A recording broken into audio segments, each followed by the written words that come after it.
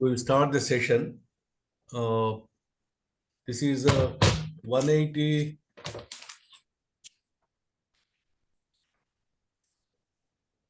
183rd session అండి. 183rd session of the Center for Social Dialogue.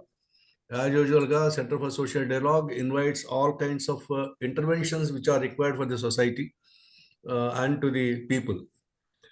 ఇవాళ నేను అనుకోకుండా లాస్ట్ టైము ఒక మెసేజ్ పెట్టాను, ఇట్లా డిసెంబర్లో చాలా నాకు ఖాళీలు ఉన్నాయి, మీరు కైండ్లీ హెల్ప్ మీ అని. నిజం చెప్పాలంటే ఒక ఫ్లో ఆఫ్ ఇన్ఫర్మేషన్ లాగా వచ్చేసినాయి నాకు, దాదాపు ఒక 6 to 7 రిక్వెస్ట్. సో డిసెంబర్లో నిజంగా ఒక 2 రిక్వెస్ట్ నేను అకామిడేట్ కూడా చేయలేకపోయాను. So I'm thankful to all of you for this overwhelming support. నమస్తే సార్ కాళిదాస్ పురుషోత్తం గారు.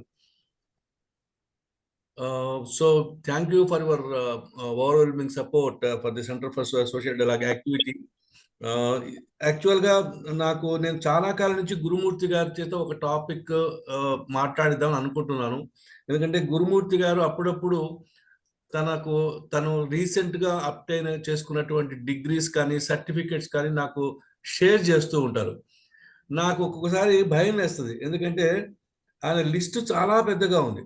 ఒక రోజున సార్ మీకు కొంచెం మీ బ్రీఫ్ సివి పంపించండి అని అన్నాను ఈ సెషన్కి ముందు. ఆయన పంపించిన సివి చదివితే it is going into some 2 to 3 pages. He is connoisseur of arts అంటాం కదా మనము, అంటే he is multi talented personality, polymath and what not to define him. అంటే ఆర్టిఫిషియల్ మామూలుగా ట్రెడిషనల్గా ఒక డిపార్ట్మెంట్ ఆఫ్ ఎడ్యుకేషన్లో ఒక ఎడ్యుకేషన్ ఎక్స్పర్ట్గా ఉంటూనే artificial intelligence, film making, film ఏమంటారంటే స్క్రిప్ట్ రైటింగ్, డైరెక్షను, అలాగే తను స్వయంగా స్టోరీ రైటరు, తర్వాత పోయట్, ఇలా ఒకటి కాదు, అంటే he has innumerable qualifications and certificates. నేను అసలు ఆ లిస్ట్ చదివిన వెంటనే can I accommodate them in the single message which I normally send every Thursday అనుకున్నాను. అంత పెద్ద ఇది ఉంది. ఆ తర్వాత ఎన్నో సర్టిఫికేట్ కోర్సెస్ సైకాలజీలో కానీ, లేకపోతే ఇంకా చాలా subjects like psycho social counselling, తర్వాత business management and many more. ఇట్లా ఒక సిరీస్ ఆఫ్ ఏమంటారంటే ఎక్స్పర్టైజ్ అనేది నేను చూశాను. So thank you very much sir. In fact అవన్నీ చదివి వినిపించడం అనేది కూడా it becomes a very lengthy subject for me. So I thank you very much for your kind acceptance of our invitation. So now ivala Gurumurthy garu for మాట్లాడే subject ఏమిటంటే economic crisis, personal finance and how to beat inflation. మామూలుగా సాధారణమైనటువంటి మనుషులుగా మనందరికీ కూడా ఇటువంటి areas అవసరం ఉంటాయి. So thank you very much for your wonderful subject matter, sir. Kindly go ahead. Now it is 6:09. You can deliver a talk up to 40-45 minutes, followed by dialogue as usual. Welcome, sir. Now the floor is over for you. Okay. Thank you, sir. First, sir, am I audible, sir? Yes, sir. Yes. Okay, sir.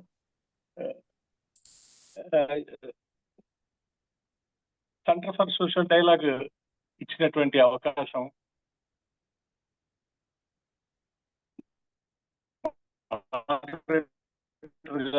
మరియు members అందరికీ కూడా అభివందనాలు. Retirement తర్వాత అనేక సబ్జెక్ట్స్లలో కొంత పరిచయం ఏర్పరచుకోవాలనేటువంటి ఉద్దేశంతో చదవడం జరుగుతోంది. కాంట్రిబ్యూషన్ ఉన్నప్పటికీ అన్ని సబ్జెక్ట్స్ లో కాకుండా కొంత లిటరేచర్ వరకే పరిమితమయ్యాను. ఈ రోజు నేను తీసుకునేటువంటి topic economic crisis, personal finance, how to beat inflation. అంటే ఈ 3 అంశాలు ప్రతి ఒక్క సిటిజన్ కి తెలియాల్సినటువంటి అవసరం ఉందనేటువంటి ఉద్దేశం. ఎందుకంటే అభివృద్ధి చెందుతున్నటువంటి దేశాల లోపల చాలా వరకు నిరక్షరాస్యత ఇంకా రాజ్యం వెళ్తున్నటువంటి పరిస్థితి. సమాజంలో ఇంకా ప్రతి వ్యక్తి చదువుకున్నటువంటి వ్యక్తిగా తయారు కాలేదు. అతను సమాజంలో తనకున్నటువంటి కొన్ని నైపుణ్యాలతోనే అతను జీవించడం జరుగుతుంది తప్ప, మొత్తం సమాజాన్ని తెలుసుకోవడం కానీ, అభివృద్ధిని, సంక్షేమాన్ని తెలుసుకోవడం కానీ, పరిపాలన గురించి తెలుసుకోవడం కానీ, ఒక సిటిజన్‌గా అతను ఓటు హక్కును ఉపయోగించడంలో కానీ, అలాగే ఆర్థికమైనటువంటి అభివృద్ధి ఎలా జరుగుతుంది, పర్సనల్‌గా నా అభివృద్ధిని ఎలా చేసుకోవాలనే విషయాల్లో కూడా చాలా వరకు ఇంకా మన దేశంలో కూడా వెనుకబడే ఉన్నామని చెప్పొచ్చు. అయితే ఎకనామిక్ క్రైసిస్ అనేది ఇప్పుడు ఉందా లేదా అనేటువంటి చర్చ కంటే మొదలు ఎకనామిక్ క్రైసిస్ అంటే ఏందో మనం తెలుసుకుందాం. నేను చాలా వరకు కాన్సెప్ట్స్ చెప్పి, ఆ కాన్సెప్ట్ తర్వాత మన దేశంలో ఎలా ఉంది పరిస్థితి, మనం చూసుకున్నటువంటి సమాజంలో ఎలా ఉంది పరిస్థితి, ఇండివిజువల్‌గా అది ఎట్లా ఫేస్ చేయాలనేటువంటి విషయాల్ని చెప్పదలుచుకున్నాను. ఎకనామిక్ క్రైసిస్ అన్నప్పుడు మనకు ప్రధానంగా ఏం కనబడుతుందంటే ఫైనాన్షియల్ ఇన్‌స్టెబిలిటీ కనబడుతుంది. అంటే దేశం యొక్క ఆర్థిక పరిస్థితిని వివిధ అంశాల లోపట అభివృద్ధికి సంబంధించి కానీ, సంక్షేమానికి సంబంధించి కానీ, ప్రొడక్టివిటీకి సంబంధించినవి కానీ, లేక ఇతర దేశాలతోని సంబంధాలు, ఒప్పందాలు, ముఖ్యంగా ఆర్థికమైనటువంటి ఒప్పందాలు చేసుకోవడంలో కానీ, ఒక స్టెబిలిటీ అనేటువంటి లేకపోయేటువంటి పరిస్థితి ఏర్పడితే అది ఎకనామిక్ క్రైసిస్‌కు దారితీస్తుంది. అంటే దాని అర్థం ఇంకా రియల్ టర్మ్స్‌లో చెప్పాలంటే ఎక్స్‌పోర్ట్స్ తగ్గిపోయి ఇంపోర్ట్స్ పెరిగిపోతున్నప్పుడు ఆర్థిక సంక్షోభం వచ్చే అవకాశం. అలాగే ఫారిన్ కరెన్సీని నిల్వల్ని మన దగ్గర లేనప్పుడు మనకు పర్చేసింగ్ పవర్ కూడా తగ్గిపోతుంది. అంటే ఒక దేశంలో తాము డొమెస్టిక్‌గా ప్రొడక్ట్ ఏదైతే చేసుకుంటున్నామో అది సెల్ఫ్ రిలయన్స్‌గా ఉండడమే కాకుండా, ఇతర దేశాలతోనే అవసరమైనటువంటి పోటీ పడేటువంటి సందర్భంలో కావాల్సినటువంటి వాటిని తప్పనిసరిగా దిగుమతి చేసుకోవాల్సి వస్తుంది. సో అలాంటి పరిస్థితుల్లో మనం ఫారిన్ నిల్వల్ని ఎక్కువగా తెచ్చుకోవాలి. దాన్ని తెచ్చుకోవాలంటే ఖచ్చితంగా మనం ఎక్స్‌పోర్ట్స్‌ని చేయగలం. ఎక్స్‌పోర్ట్స్‌కి ప్రధానమైనటువంటిది కావాల్సింది ఏంది అంటే ప్రొడక్షన్. ఏం ప్రొడక్షన్ అంటే ఇతర దేశాల్లో ఏదైతే లేదో అది మనం ఇవ్వగలగాలి. ఇతర దేశాల్లో ఏదైతే కొరత ఉందో అది మనం ఇవ్వగలగాలి. అంటే మన పరిపాలకులకు ఒక ముందు చూపు అనేది చాలా అవసరం. నిజానికి మన దేశంలో ఉన్నటువంటి మానవ వనరుల్ని సరిగ్గా ఉపయోగించుకున్నట్టయితే చాలా దేశాలను కంటే ముందుగా మనం ఆర్థిక వ్యవస్థలో ముందుకు వెళ్ళగలం. అయితే ఇప్పుడు వెళ్ళలేదా అనేటువంటి పరిస్థితిని ఆలోచించినప్పుడు మనం ఇప్పుడు జీడీపీ అంటే గ్రాస్ డొమెస్టిక్ ప్రోడక్ట్ ఒక దేశం లోపల నిర్ణీత కాలంలో ఉత్పత్తి చేయబడిన యొక్క వస్తువుల యొక్క, సేవల యొక్క విలువని మనం గ్రాస్ డొమెస్టిక్ ప్రోడక్ట్ అంటున్నాం. ఇది పెరిగితే దేశం మారుతుంది, కొంత సమాజం మారుతుంది, అందరికీ మంచి ఆర్థికమైనటువంటి పునాది ఏర్పడుతుంది అనేటువంటిది ఒకటి. ఇక రెండవది ఏంటంటే జీడిపితో పాటు మనకు ప్రైసెస్ అదైతే ఉందో ప్రైసెస్ చూడాల్సినటువంటి పరిస్థితి ఇది ఇంటర్నల్ గా డొమెస్టిక్ గా అవసరం. ఇది కూడా ఎకనామిక్ క్రైసిస్ కి దారితీయవచ్చు. అంటే అన్ఎంప్లాయ్మెంట్ పెరిగిపోవడం వల్ల కానీ, నిరుద్యోగిత పెరిగినప్పుడు ఖచ్చితంగా వారు డిప్రెషన్కి పోవడం కానీ, ఏం చేయలేని పరిస్థితుల్లో కానీ పర్సనల్ గా ఉండడం జరుగుతుంది. దీనికి కావలసినటువంటి పునాది ఎక్కడుంది అంటే ఖచ్చితంగా మౌలికంగా మనం చేయాల్సినటువంటి కొన్ని ఉన్నాయి. అంటే మానవ వనరుల అభివృద్ధి జరగాలి. ఈ మానవ వనరుల అభివృద్ధి మన దగ్గర జరగలేదా అంటే జరిగింది, జరుగుతుంది కూడా. కానీ ఎక్కువగా 80% నిరుపయోగంగా ఉంది. అంటే ఇతర దేశాలతో పోటీ పడేటప్పుడు మన దేశంలో ఇంత మానవ వనరులు ఉంది కూడా మన ఒక 50% జనాభాని కనీసము మన మానవ వనరులు నైపుణ్యం గల మానవ వనరులుగా ఇంకా తీర్చిదిద్దుకో. ఒకవైపు అక్షరాస్యత లేదనేది ఎంత దెబ్బ ఇస్తుందో అట్లాగే అది నిజ జీవితంలో అతను ఎదుర్కొంటున్న సమస్యగానే భావిస్తున్నాం ఇప్పటికీ కూడా మనం. అది తీసుకున్నటువంటి ప్రోగ్రామ్స్ కూడా అంతగా సక్సెస్ కాలేదు కూడా అక్షరాస్యత. మరి అక్షరాస్యత సక్సెస్ కానప్పుడు మనకి ఇవాళ వచ్చినటువంటి తనకు తానే నేర్చుకోవడం, తనకు తానే తెలుసుకోవడం ఇవాళ అవకాశాలు వచ్చినాయి. మనకున్నటువంటి ఇవాళ ఆన్లైన్ కానీ, లేకుంటే ఇప్పుడు వస్తున్నటువంటి విప్లవాలు అయితే ఉన్నాయో సాంకేతిక విప్లవం వల్ల, ఏఐ రావడం వల్ల ప్రధానంగా ఇవాళ ఏఐని మన వ్యవస్థలో జోడించకపోతే ప్రతి రంగంలో ఏఐ యొక్క అవసరం ఇప్పుడు ఏర్పడేటువంటి పరిస్థితి వచ్చేసి ఆల్రెడీ మనం చూస్తున్నాం. ఇప్పటికి ఆపరేషన్స్ చేయడంలో కూడా హెల్త్ డిపార్ట్మెంట్ లో ఆపరేషన్స్ చేసేటువంటి రోబోట్స్ ని తీసుకొచ్చారు. మరి ఇలా ఏఐ పెరిగితే నిరుద్యోగిత పెరుగుతుంది కదా.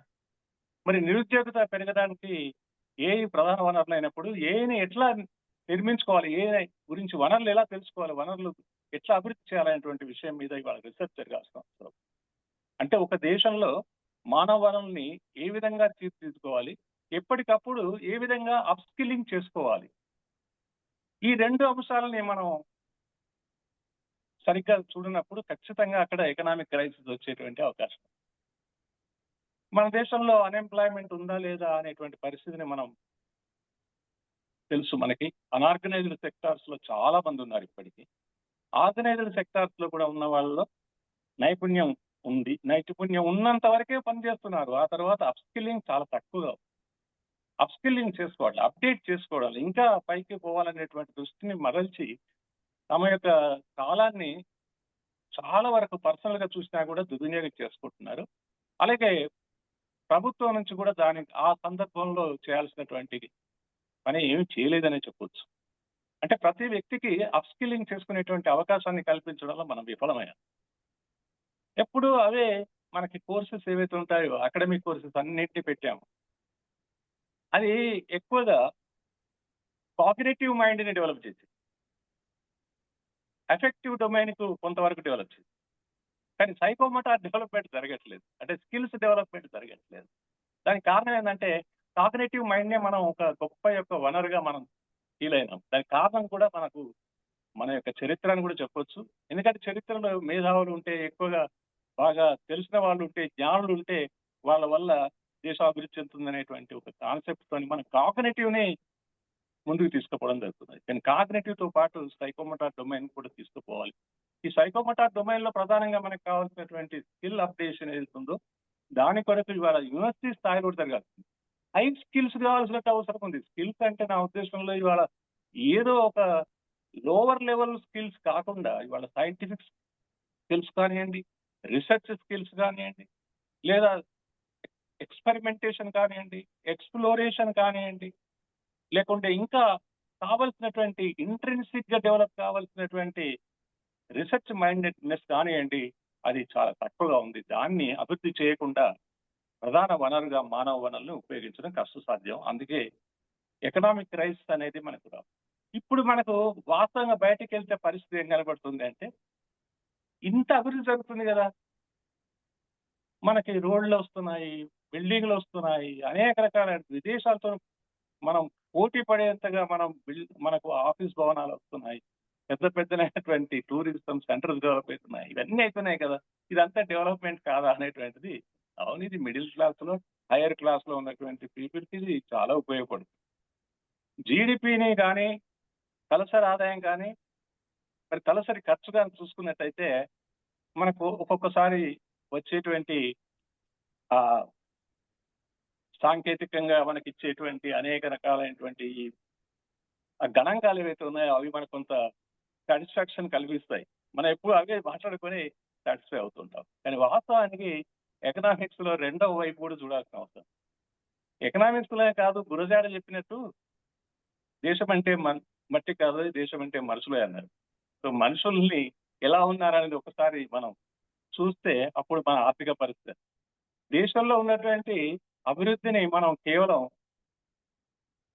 మనకున్నటువంటి బార్డర్స్ ని రక్షించుకోవడం లోపట, మనకు వచ్చినటువంటి ఎపిడమిక్ డిసీజెస్ నుంచి రక్షించుకోవడం లోపట, ఇతర దేశాల నుంచి వచ్చేటువంటి థ్రెట్స్ ఎదురుగా పోటీగా నిలబడడం లోపట, మన సైన్యాన్ని ఇంకా ముందుకు తీసుకుపోవడం లోపట, మనకున్నటువంటి కల్చరల్ ఏదైతే ఉందో దాన్ని రినైసెన్సో లేకుండా దాన్ని ఉపయోగించుకోవడం లోపట ఉన్నటువంటి శ్రద్ధని మనము అదే స్థాయిలో మానవ వనరుల అభివృద్ధి కానీ, హెల్త్ ఎడ్యుకేషన్, హెల్త్ డెవలప్మెంట్ కానీ, హెల్త్ కేర్ డెవలప్మెంట్ కానీ చేయలేకపోతున్నాం, చేస్తలేము ఇంకా ఇప్పటికీ. ఇది ప్రధానంగా ఇది చాలా వెనుకబడిన తరానికి దారితీస్తుంది అనడంలో ఏమాత్రం సందేహం లేదు. మనకి 86లో ఎప్పుడైతే కొంత ఇతర దేశాలతోనే సంబంధాలు నెలకొల్పడంలో ప్రధాన పాత్ర వహించేటువంటి సాంకేతిక విజ్ఞానం మనం ముందుకొచ్చిందో, ఆ తర్వాత 95, 96లో అప్పటి నుండి మన దేశంలో కొంతవరకు విదేశాలతో పోటీ పడేటువంటి సాంకేతిక నైపుణ్యాలు కొంత నేర్చుకుంటున్నాం. కానీ ఇవి హయ్యర్ లెవెల్ కాదు. ఇది వాళ్ళు తయారు చేసినటువంటి వాటిని అడాప్ట్ చేసుకోవడానికి చేసుకున్నటువంటి. ఇవాళ ఏ ఉపకరణమైనా కూడా ఎక్కడో తయారవుతుంది, దాన్ని తీసుకొచ్చి మనం కొనుక్కొని దాన్ని ఉపయోగించుకుంటున్నాం.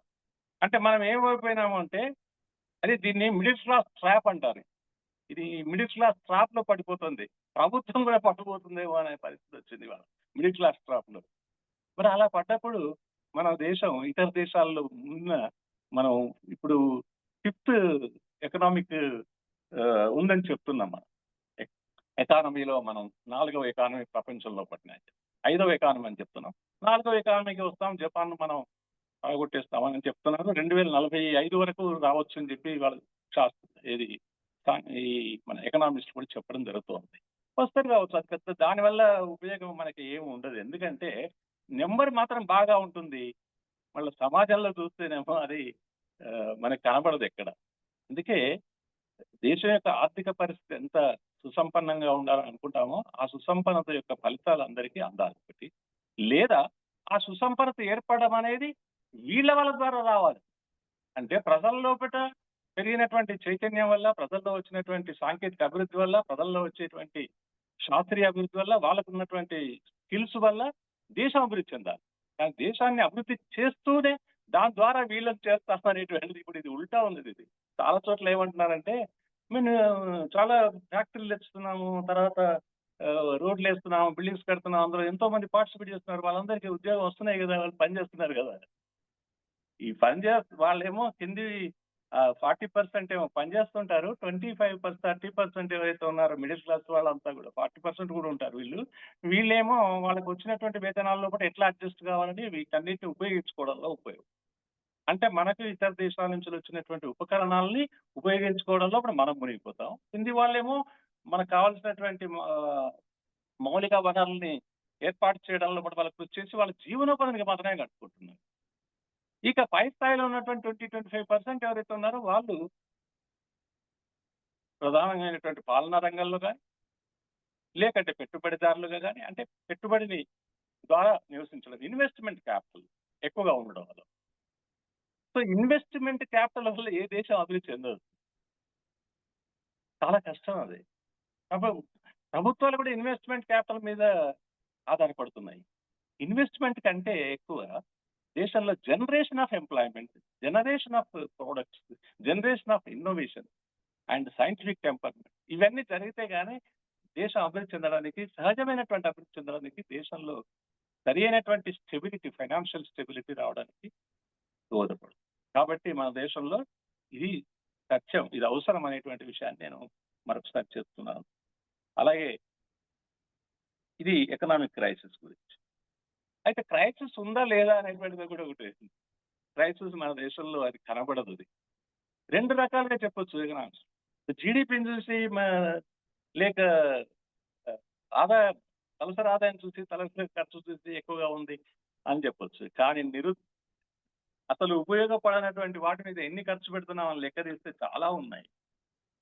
అనుత్పాదకమైనటువంటి రంగాల్లో ఖర్చు బాగా పెరిగిపోతుంది. ఈవెన్ ఫ్రీ బీస్ కూడా అది ఒక రకంగా అనుత్పాదక రంగమే అనొచ్చు. అంటే 20-30% అది సరిగ్గా ఉపయోగపడుతుందో లేదో ఇంకా అనుమానం మీదనే ఉండొచ్చు. వీటన్నిటిని చూసినప్పుడు మన దేశంలో జీడిపి కాదు, దానికి జీడిపి ఎలా అభివృద్ధి చెందాలో మనకి సాధ్యమైనటువంటి పద్ధతులు అయితే అది మన దేశంలో ఉన్నటువంటి వాళ్ళందరికీ పని కల్పించడం అంటే నేను ఇంకొకటి కూడా ఉంది ఇందులో. పని కల్పించడం లోపల వెనుకబడినటువంటి తత్వం ఏదైతే ఉందో అది ఏంటంటే, ఒకటి యూత్ లో మనం 40% యూత్ ఉన్నారు 15 to 40 ఏజ్ లో. నిజానికి ఎంత గొప్పనైనటువంటి వనరు. 15 to 40% మనకి 15 ఏజ్ టు 40 ఏజ్ లో ఉన్నటువంటి యూత్ ని మనం సరిగ్గా ఉపయోగించుకోగలిగితే మన దేశం ఖచ్చితంగా ఫైనాన్షియల్ స్టెబిలిటీని సాధించగలం. అంతేకాక విదేశాలకు విదేశాలకు కూడా ఎక్స్పోర్ట్ చేయగలిగేటువంటి పరిస్థితి మనకు. సో ఎక్స్పోర్ట్ చేయగలిగేటువంటి స్థాయిలో మనం లేమంటే ఉన్నాం, కొన్ని రంగాల్లో ఉండొచ్చు, లేదని కాదు. మనం క్రూడ్ ఆయిల్ అయితే కంపల్సరిగా మనం తెచ్చుకోవాల్సిందే.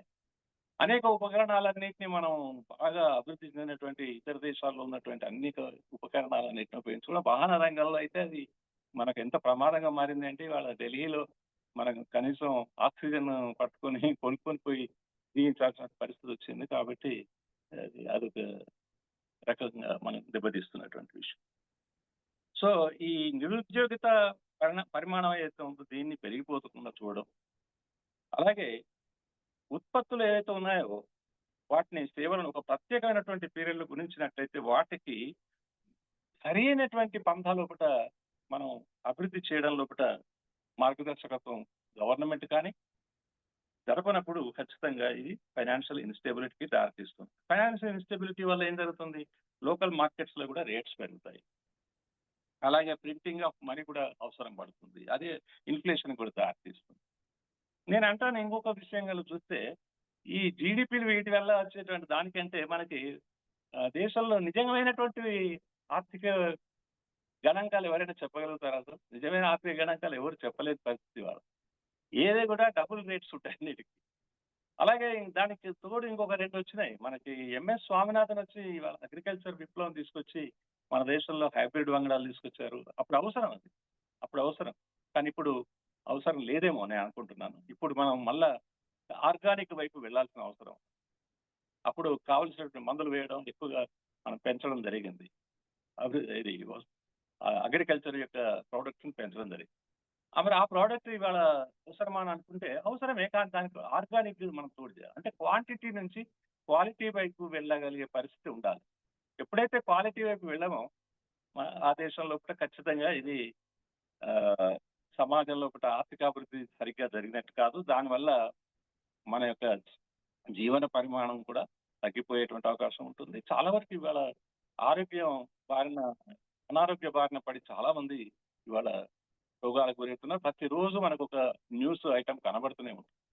ఇది కల్తీ అయినటువంటి ఆహార పదార్థాలు తినడం వల్ల, కల్తీ అయినటువంటి వరి వంగడాలు తీసుకొచ్చి అనేక రకాల్లో ఉన్నటువంటి కూరగాయలు కానీ ప్రతిదీ. ఇవాళ నేను టమాటా తీసుకొని నేను వండితే అది ఉడకనే ఉడకదు. దానికి ఎందుకు ఉడకలేదో నాకు అర్థం కాలేదు నాకు. సో ఈ విధంగా అంటే ఆర్గానిక్ ప్రొడక్ట్స్ మనం అందరం కూడా వెనక వైపు వెళ్ళాల్సినటువంటి అవసరం ఉంది. దీని మీద నేను ఒక కథ కూడా రాశాను అందులో నా పుస్తకంలో, ఈ యొక్క ఆర్గానిక్ కదా. సో ఇట్లా ఈ విధంగా మన దేశంలో ఉన్నటువంటి మానవ వనరుల్ని, సహజ వనరుల్ని సరిగ్గా ఉపయోగించుకోవడంలో ఇంకా ఒక పాలసీని తీసుకురావాలి. ఏ అభివృద్ధి చెందిన దేశాల్లో కూడా ఏమో 3-4 పాలసీలు ఉన్నాయి. ఒకటేముంది, ప్రధానంగా వాళ్ళకి కావాల్సినటువంటిది ఇన్సూరెన్స్ పాలసీ ఉంది. అందరికీ జనరల్ ఇన్సూరెన్స్ చేసి, హెల్త్ ఇన్సూరెన్స్ చేసి, హోమ్ లోన్ 5 నిమిషాల్లో ఇచ్చేస్తారు. నేను లండన్లో చదువుకోవడానికి పోయినప్పుడు అక్కడ విద్యార్థిగా ఉన్నాను. నా బ్యాంక్ అకౌంట్లో నా డబ్బులు వేసారు వాళ్ళు. అలాగే మీకు హోమ్ లోన్ కావాలన్నా మీకు ఇస్తామని చెప్పి 2-3 డేస్ నన్ను అడిగారు వాళ్ళు నేను వెళ్తే. సో దీన్ని బట్టి చూస్తే ఏంటంటే ప్రతి దేశంలో కూడా వాళ్ళు ఎంత ఇంపార్టెన్స్ ఇస్తున్నారు హోమ్ అకౌంట్, హోమ్ లోన్ కానీ, హోమ్ అకౌంట్ కానీ. హోమ్ అంటే ఇది అవసరం అనేటువంటి. ఇవాళ మనం ఏం చేస్తున్నామంటే దాన్ని కూడా ఒక రకంగా మనం సరిగ్గా ఉపయోగించుకోవడంలో కూడా ఎవరు మిడిల్ క్లాస్ ఉపయోగించుకోగలుగుతాం. కొంత మిడిల్ క్లాస్లో కూడా లోయర్ కేటగిరీ కూడా ఉపయోగించుకోవాలి. కానీ రాను ఏమైపోయిందంటే ఈ మార్జినల్ ఫ్యామిలీస్ ఎవరైతే ఉన్నారో వాళ్ళు ఉపయోగించలేకపోతున్నారు. వాళ్ళకి ఖచ్చితంగా ప్రభుత్వమే సంక్షేమ రూపేణా ఇవ్వాల్సింది హౌసింగ్ అని. సో అది పెద్ద ఎక్స్పెండిచర్. అది ఖచ్చితంగా ఈ క్రైసిస్కి దారితీస్తుంది. క్రైసిస్ ఉందా లేదా అనేది కనబడదండి. మనం చెప్పే గణాంకాలను బట్టి ఉన్నది, కానీ అది మనకు కనబడదు. అది ఎందుకు కనబడదు అంటే మనకు ఆ విషయాలు మనకు ఎప్పుడు చర్చకు రావు. సో సంక్షేమ కార్యక్రమాలు, అభివృద్ధి కార్యక్రమాలు అయితే మనం ఖర్చు పెడుతున్నామో అవన్నీ పెట్టాల్సి రావడమే ఒక సంక్షోభం. ఆ పెట్టాల్సి రావడానికి పరిస్థితి ఉండడమే సంక్షోభంగా. రెండవది మన ఎక్స్పోర్ట్స్ తగ్గడం కూడా, నిరుద్యోగత పెరగడం కూడా సంక్షోభం. అలాగే జీడిపి పెరిగినంత మాత్రాన సమాజంలో ఉన్నటువంటి వ్యక్తుల యొక్క, సిటిజన్స్ యొక్క ఆర్థిక పరిస్థితి మారడం లేదు. దానికి సంబంధం లేకుండా పోతుంది. జీడిపి పెరుగుతుంది అనుకోండి. ఇప్పుడు 6%, 6.6 ఉంది. 2024లో మార్చిలో 6.6 ఉంది. మరి అమెరికా లాంటి దేశాల్లో 40 ఉంది, చైనాలో 24 ఉంది, జపాన్లో 4-5 వరకు ఉంది, ఇప్పుడు 6-7 వరకు కూడా ఉంది. అంటే దీన్ని బట్టి చూస్తే జపాన్ ఉన్నటువంటి అది పరిస్థితి ఏంటంటే అక్కడ ఒక పర్సనల్ గా డిసిప్లిన్ ఉంది అక్కడ. ఈ గమ్మత్ ఏంటంటే ఒక దేశంలో కూడా అందరినీ కలుపుకొని పోయి నేను ఏదో సాధిస్తాననే పరిస్థితిలో కంటే అందరికీ ఎడ్యుకేషన్ ఇచ్చి వాళ్ళు ఏం చేస్తారో చూస్తాననే పద్ధతి మంచిదే. మీకు అది మనకు సింగపూర్ మోడల్ ఆఫ్ పాలిటీలో కనబడుతుంది, జపాన్లో కూడా కనబడుతుంది. స్వేచ్ఛ ఇచ్చేసి వాళ్ళు ఏ పని చేస్తారో చూడమంటే వాళ్ళు డిఫ్లేషన్ ని సాధించారు. వాళ్ళు 20 సంవత్సరాల నుండి వాళ్ళ రేట్లు పెరగట్లేదు, వస్తువులు అయితే కూరగాయల రేట్లు పెరగట్లేదు, ఏ వస్తువు యొక్క రేటు పెరగదు అక్కడ. 20 ఏళ్ళు అయింది ఇంకా పెరగట్లేదు. పెరగకపోతే నువ్వు పెంచాలనే పెంచకుంటే ఎట్లా అని చెప్పి పరిస్థితి వచ్చింది అక్కడ. అది పెంచకుంటే బాగుంటుంది, ఒక 1% 2% పెంచుదాం అనేటువంటి నిర్ణయాలు తీసుకునే పరిస్థితి ఇవాళ జపాన్ చేస్తుంది. సో అది మనం ఎట్లా యాక్సెప్ట్ చేయకూడదు, చేయాల్సిన పరిస్థితి. అంటే ఖచ్చితంగా మన దేశంలో ఇన్ఫ్లేషన్ కు ఈ దారి తీసేటువంటి ఎకనామిక్ క్రైసిస్ ఉందా లేదా అని. ఇక రెండవది ఏంటంటే ఇప్పుడు పర్సనల్ ఫైనాన్స్ వస్తాం. పర్సనల్ ఫైనాన్స్ లో అయితే ప్రధానంగా మనకు వ్యక్తులందరూ కూడా 3 రకాలుగా విభజించబడ్డారు. మీకు తెలిసినటువంటిది ఆర్థికంగా చూసినప్పటికీ మనకు కనబడుతుంది. అంటే ఎకనామిక్ ఇండిపెండెన్స్ ఉండి ఎకనామిక్ ఇండిపెండెన్స్ తో పాటు ప్రొడక్షన్ చేయగలిగేటువంటి కెపాసిటీ ఉన్నటువంటి క్యాపిటలిస్ట్ వర్గం అనండి. మీరు క్యాపిటలిస్ట్ అనగానే అంత మీరు ఏంటి ఇది మాట్లాడుతున్నారు, ఈ దేశంలో ఇంకోటి ఏంటంటే ఏ మాట్లాడినా కూడా ఇతను ఏదో అది కలర్ ఇచ్చేటువంటి పరిస్థితి ఉంది. కానీ అది మన ఎకనామిక్స్ చదువుతాం, మనం క్యాపిటల్ అనేది ఖచ్చితంగా చదువుతాం. సో అది మనకు కనబడుతుంది. అదొక వర్గం. అంటే పరిపాలక వర్గానికి వాళ్ళకి దగ్గరగా ఉండడం, వాళ్ళు ఇండస్ట్రీస్ పెట్టడం, లాభాలు సంపాదించడం. ఒకరిద్దరు మన దేశంలో స్వతంత్ర కాలం నుండి అంతకంటే ముందు స్వతంత్రం కొరకు పోరాడినటువంటి ఇండస్ట్రియలిస్టులు ఎవరైతే ఉన్నారో, ప్రధానంగా రతన్ టాటా గారు ఈ మధ్య చనిపోయారు, వారికి నివాళి అర్పించాల్సినటువంటి ఆయన ఎంత ఈ దేశం గురించి బాగు చేయాలనేటువంటి ఆలోచన చేశాడనేది అందరికీ తెలిసినటువంటి. ఆయన ఏ ఏ ఏ ఇండస్ట్రీ వైపు 26 కంపెనీలు పెట్టాడు ఆయన. ఏ కంపెనీ పెట్టినా కూడా ప్రభుత్వం వైపు కూడా ఆలోచించాడు ఆయన. అంటే ప్రభుత్వం చేయలేని పని ఏది ఉందో అది నేను చేస్తాను ఎన్నోసార్లు. ఎందుకంటే ప్రభుత్వం చేయలేకపోతుంది కదా, నేను చేస్తాను. నువ్వు చేస్తే నీకే లాభాలు కదా అంటే నేను 65% ఆయన మొత్తం దానకర్ణుడే కదా, 65% నేను ప్రజలకే పంచుతానని చెప్పాడు కదా. ట్రస్ట్కే ఇచ్చాడు ఆయన. ట్రస్ట్కి ఇచ్చి ట్రస్ట్ని 65% వచ్చిన లాభాలన్నింటినీ కూడా ఖర్చు పెట్టమన్నాడు. ఆ ఖర్చు పెట్టేదైతే మార్జినల్ ఫ్యామిలీస్ ఖర్చు పెట్టమన్నాడు. ఇక ఇంతకంటే ఇంకా ఇండస్ట్రీస్గా ఆయన అలాంటి ఇండస్ట్రీస్ చాలా తక్కువ మనకి. ఇండస్ట్రీస్ చాలా మంది బ్యాంకులలో రుణాలు తీసుకొని ఇండస్ట్రీలు అభివృద్ధి చేసుకొని లాభాలు గడించి లేక నష్టపోయి ఇతర దేశాలకు పారిపోయినటువంటి వాళ్ళు కూడా ఉన్నారు. వాళ్ళ మీద చర్యలు లేనటువంటి పరిస్థితి ఉంది. బాగా అభివృద్ధి చెందినటువంటి వాళ్ళు కూడా ఇంకా ఎక్కువ అభివృద్ధి చెందాల్సినటువంటి దృక్పథం ఉంది తప్ప మరి ఏ విధంగా మన దేశానికి సహాయపడాలనేటువంటి ఆలోచన లేకపోయింది. అది ఇక రెండవ వర్గం ఏంటిదంటే నాకు అన్ని రకాల అందుబాటులో ఉన్నటువంటి వ్యవస్థ నాకు ఉన్నది. కుటుంబం పర్సనల్ ఫైనాన్స్ వచ్చారు. ప్రతి వాళ్ళు కూడా నేను జీవించాలి అంటే ఎసెన్షియల్ అయితే ఉండాలి. ఎసెన్షియల్ ఏంటి ప్రధానంగా అంటే ఆహారం, అలాగే ఇల్లు, అలాగే కావాల్సినటువంటి కొన్ని ఎలక్ట్రానిక్ గూడ్స్, తర్వాత అతను నివసించడానికి ఇల్లుతో పాటు అతనికి కావాల్సినటువంటి ఉపకరణాలు ఇవన్నీ కూడా ఇంట్లో. అంటే ప్రధానంగా ఒక వ్యక్తి జీవించడానికి అవసరమయ్యేటువంటి అన్ని ఎసెన్షియల్ అయితే ఉన్నాయో వాటిని. అందులో నీడ్స్ ఉంటాయి, వాంట్స్ కూడా ఉంటాయి. వాంట్స్ ని కూడా కొంతవరకు వాళ్ళు తీర్చుకోగలుగుతారు. ఇది మిడిల్ క్లాస్ కాదు. అంటే వాళ్ళు స్వయం కృషి అంటే స్వయం సంపూర్ణత కూడా సాధించుంటారు. దే ఆర్ ఇండిపెండెంట్ గా ఉంటారు, financial independent, but they cannot invest in other fields wear the employment is given. అంటే ఎంప్లాయ్మెంట్ ఇచ్చేటువంటి రంగంలో వాళ్ళు ఉండకపోవచ్చు. ఎక్కువగా వాళ్ళు మిడిల్ క్లాస్ అంటుంటాం. వాళ్ళందరూ కూడా తమ కుటుంబాన్ని బాగుపరుచుకునేటువంటి, తమ కుటుంబంలో ఉన్నటువంటి పిల్లల్ని చదివించుకోవడం ఎక్కువగా ఎంప్లాయీస్ వస్తారు. అలాగే దాంతో పాటు మిడిల్ క్లాస్ అగ్రికల్చరిస్ట్ కానీ మిడిల్ క్లాస్ వాళ్ళందరూ కూడా రావాలి. ఇక మూడో రంగం వాళ్ళు ఏంటంటే వాళ్ళు ప్రతిరోజు పనిచేస్తే కానీ పూట గడవనటువంటి పరిస్థితి ఉంది, మార్జినల్ క్యాపిటలిజం. సో ఎకనామిక్స్ అనేది మనం ఈ విధంగా స్టడీ చేస్తున్నాం. ఎందుకొరకు అంటే ప్రతి వ్యక్తి యొక్క ఆర్థిక పరిస్థితిని అంచనా వేయడం అనేది మనం రావాలి. పర్సనల్ ఫైనాన్స్ అనేది ఉండాలి, అందరికి కూడా ఆలోచన ఉండాలి. కనీసం ఇది ఉంది, ప్రతి కుటుంబంలో కూడా ఉంది, కానీ సరిపోదు కూడా. ఎకనామిక్ క్రైసిస్ ఉంటుంది, పర్సనల్ ఫైనాన్స్ కాదు కానీ ఎకనామిక్ క్రైసిస్ ఉంటుంది ప్రతి కుటుంబంలో కూడా, ఈ మార్జినల్ ఫ్యామిలీస్. ఎందుకంటే ఒకదానికి ఖర్చు పెడితే ఇంకో దానికి ఉండదు, డబ్బు ఉండదు. అన్నిటికీ అందుబాటులో ఉండాలంటున్నంత డబ్బు వాళ్ళ దగ్గర ఉండకపోవడం అనేది. దానికి కారణం ఏంటి అని ఆలోచించినప్పుడు వాళ్ళు అసలు ఇది ఏదో ప్రభుత్వం వాళ్ళ మీద పడేసి ఇట్లా తయారు చేసిందా, అట్లేం కాదు. అది సహజమైనటువంటి పరిస్థితిలో ప్రభుత్వం ఏం చేయాలో అది చేయకపోవడం వల్ల ఏర్పడడం ఒకటైతే, రెండవది ఆ వ్యక్తి కూడా తను ఏం చేయాలనో చేయలేకపోవడం కూడా రెండవది. అంటే ఎట్లా అభివృద్ధి చెందాలనేటువంటి విషయాల్లో అతనికి ఇంకా సరైనటువంటి బోధన జరగలేదు, సరైనటువంటి జ్ఞానోదయం కాలేదు, లేదా స్కిల్స్ డెవలప్మెంట్ జరగలేదు, ఇంకా ఎక్కువ సంపాదించాలనే ఆలోచన లేకపోవడం, ఉన్న దానిలో సంతృప్తి చెందడం. ఎప్పుడైతే ఎకనామిక్స్ లో సంతృప్తి అనేది ఉండదో అది అభివృద్ధి అనేది ఉండదు. Human wants are unlimited, if one want is satisfied other wants takes place అని అంటుంటారు.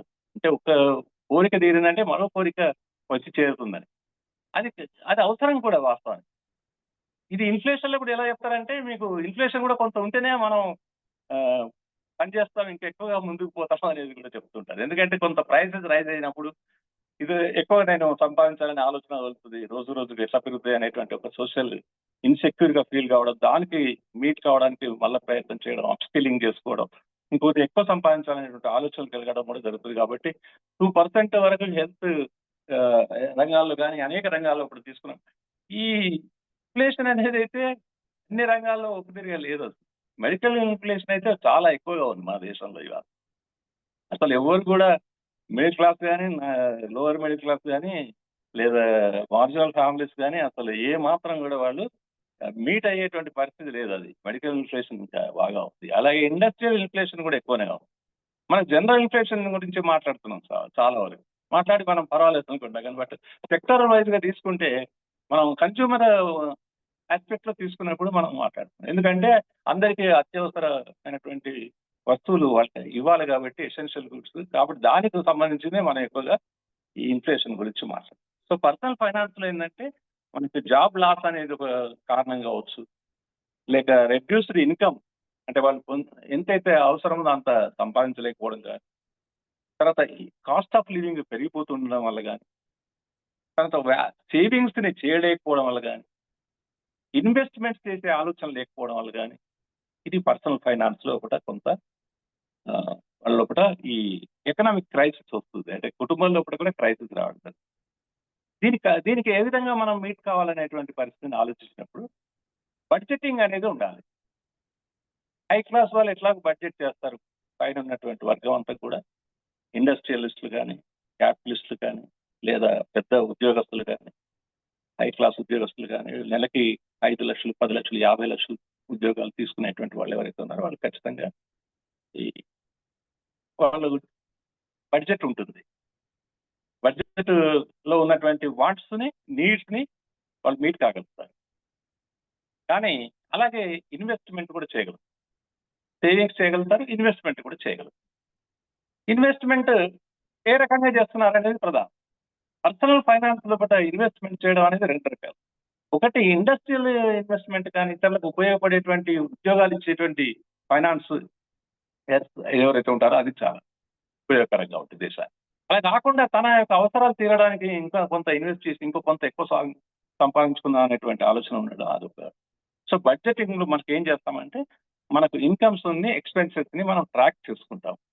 ఇన్కమ్స్ లో ట్రాక్ తీసుకుంటాము. ఇన్కమ్ ని ఒకే సోర్స్ ఆఫ్ ఇన్కమ్ కొందరికి ఉంటుంది, ఎక్కువగా మందికి ఒకే సోర్స్ ఆఫ్ ఇన్కమ్.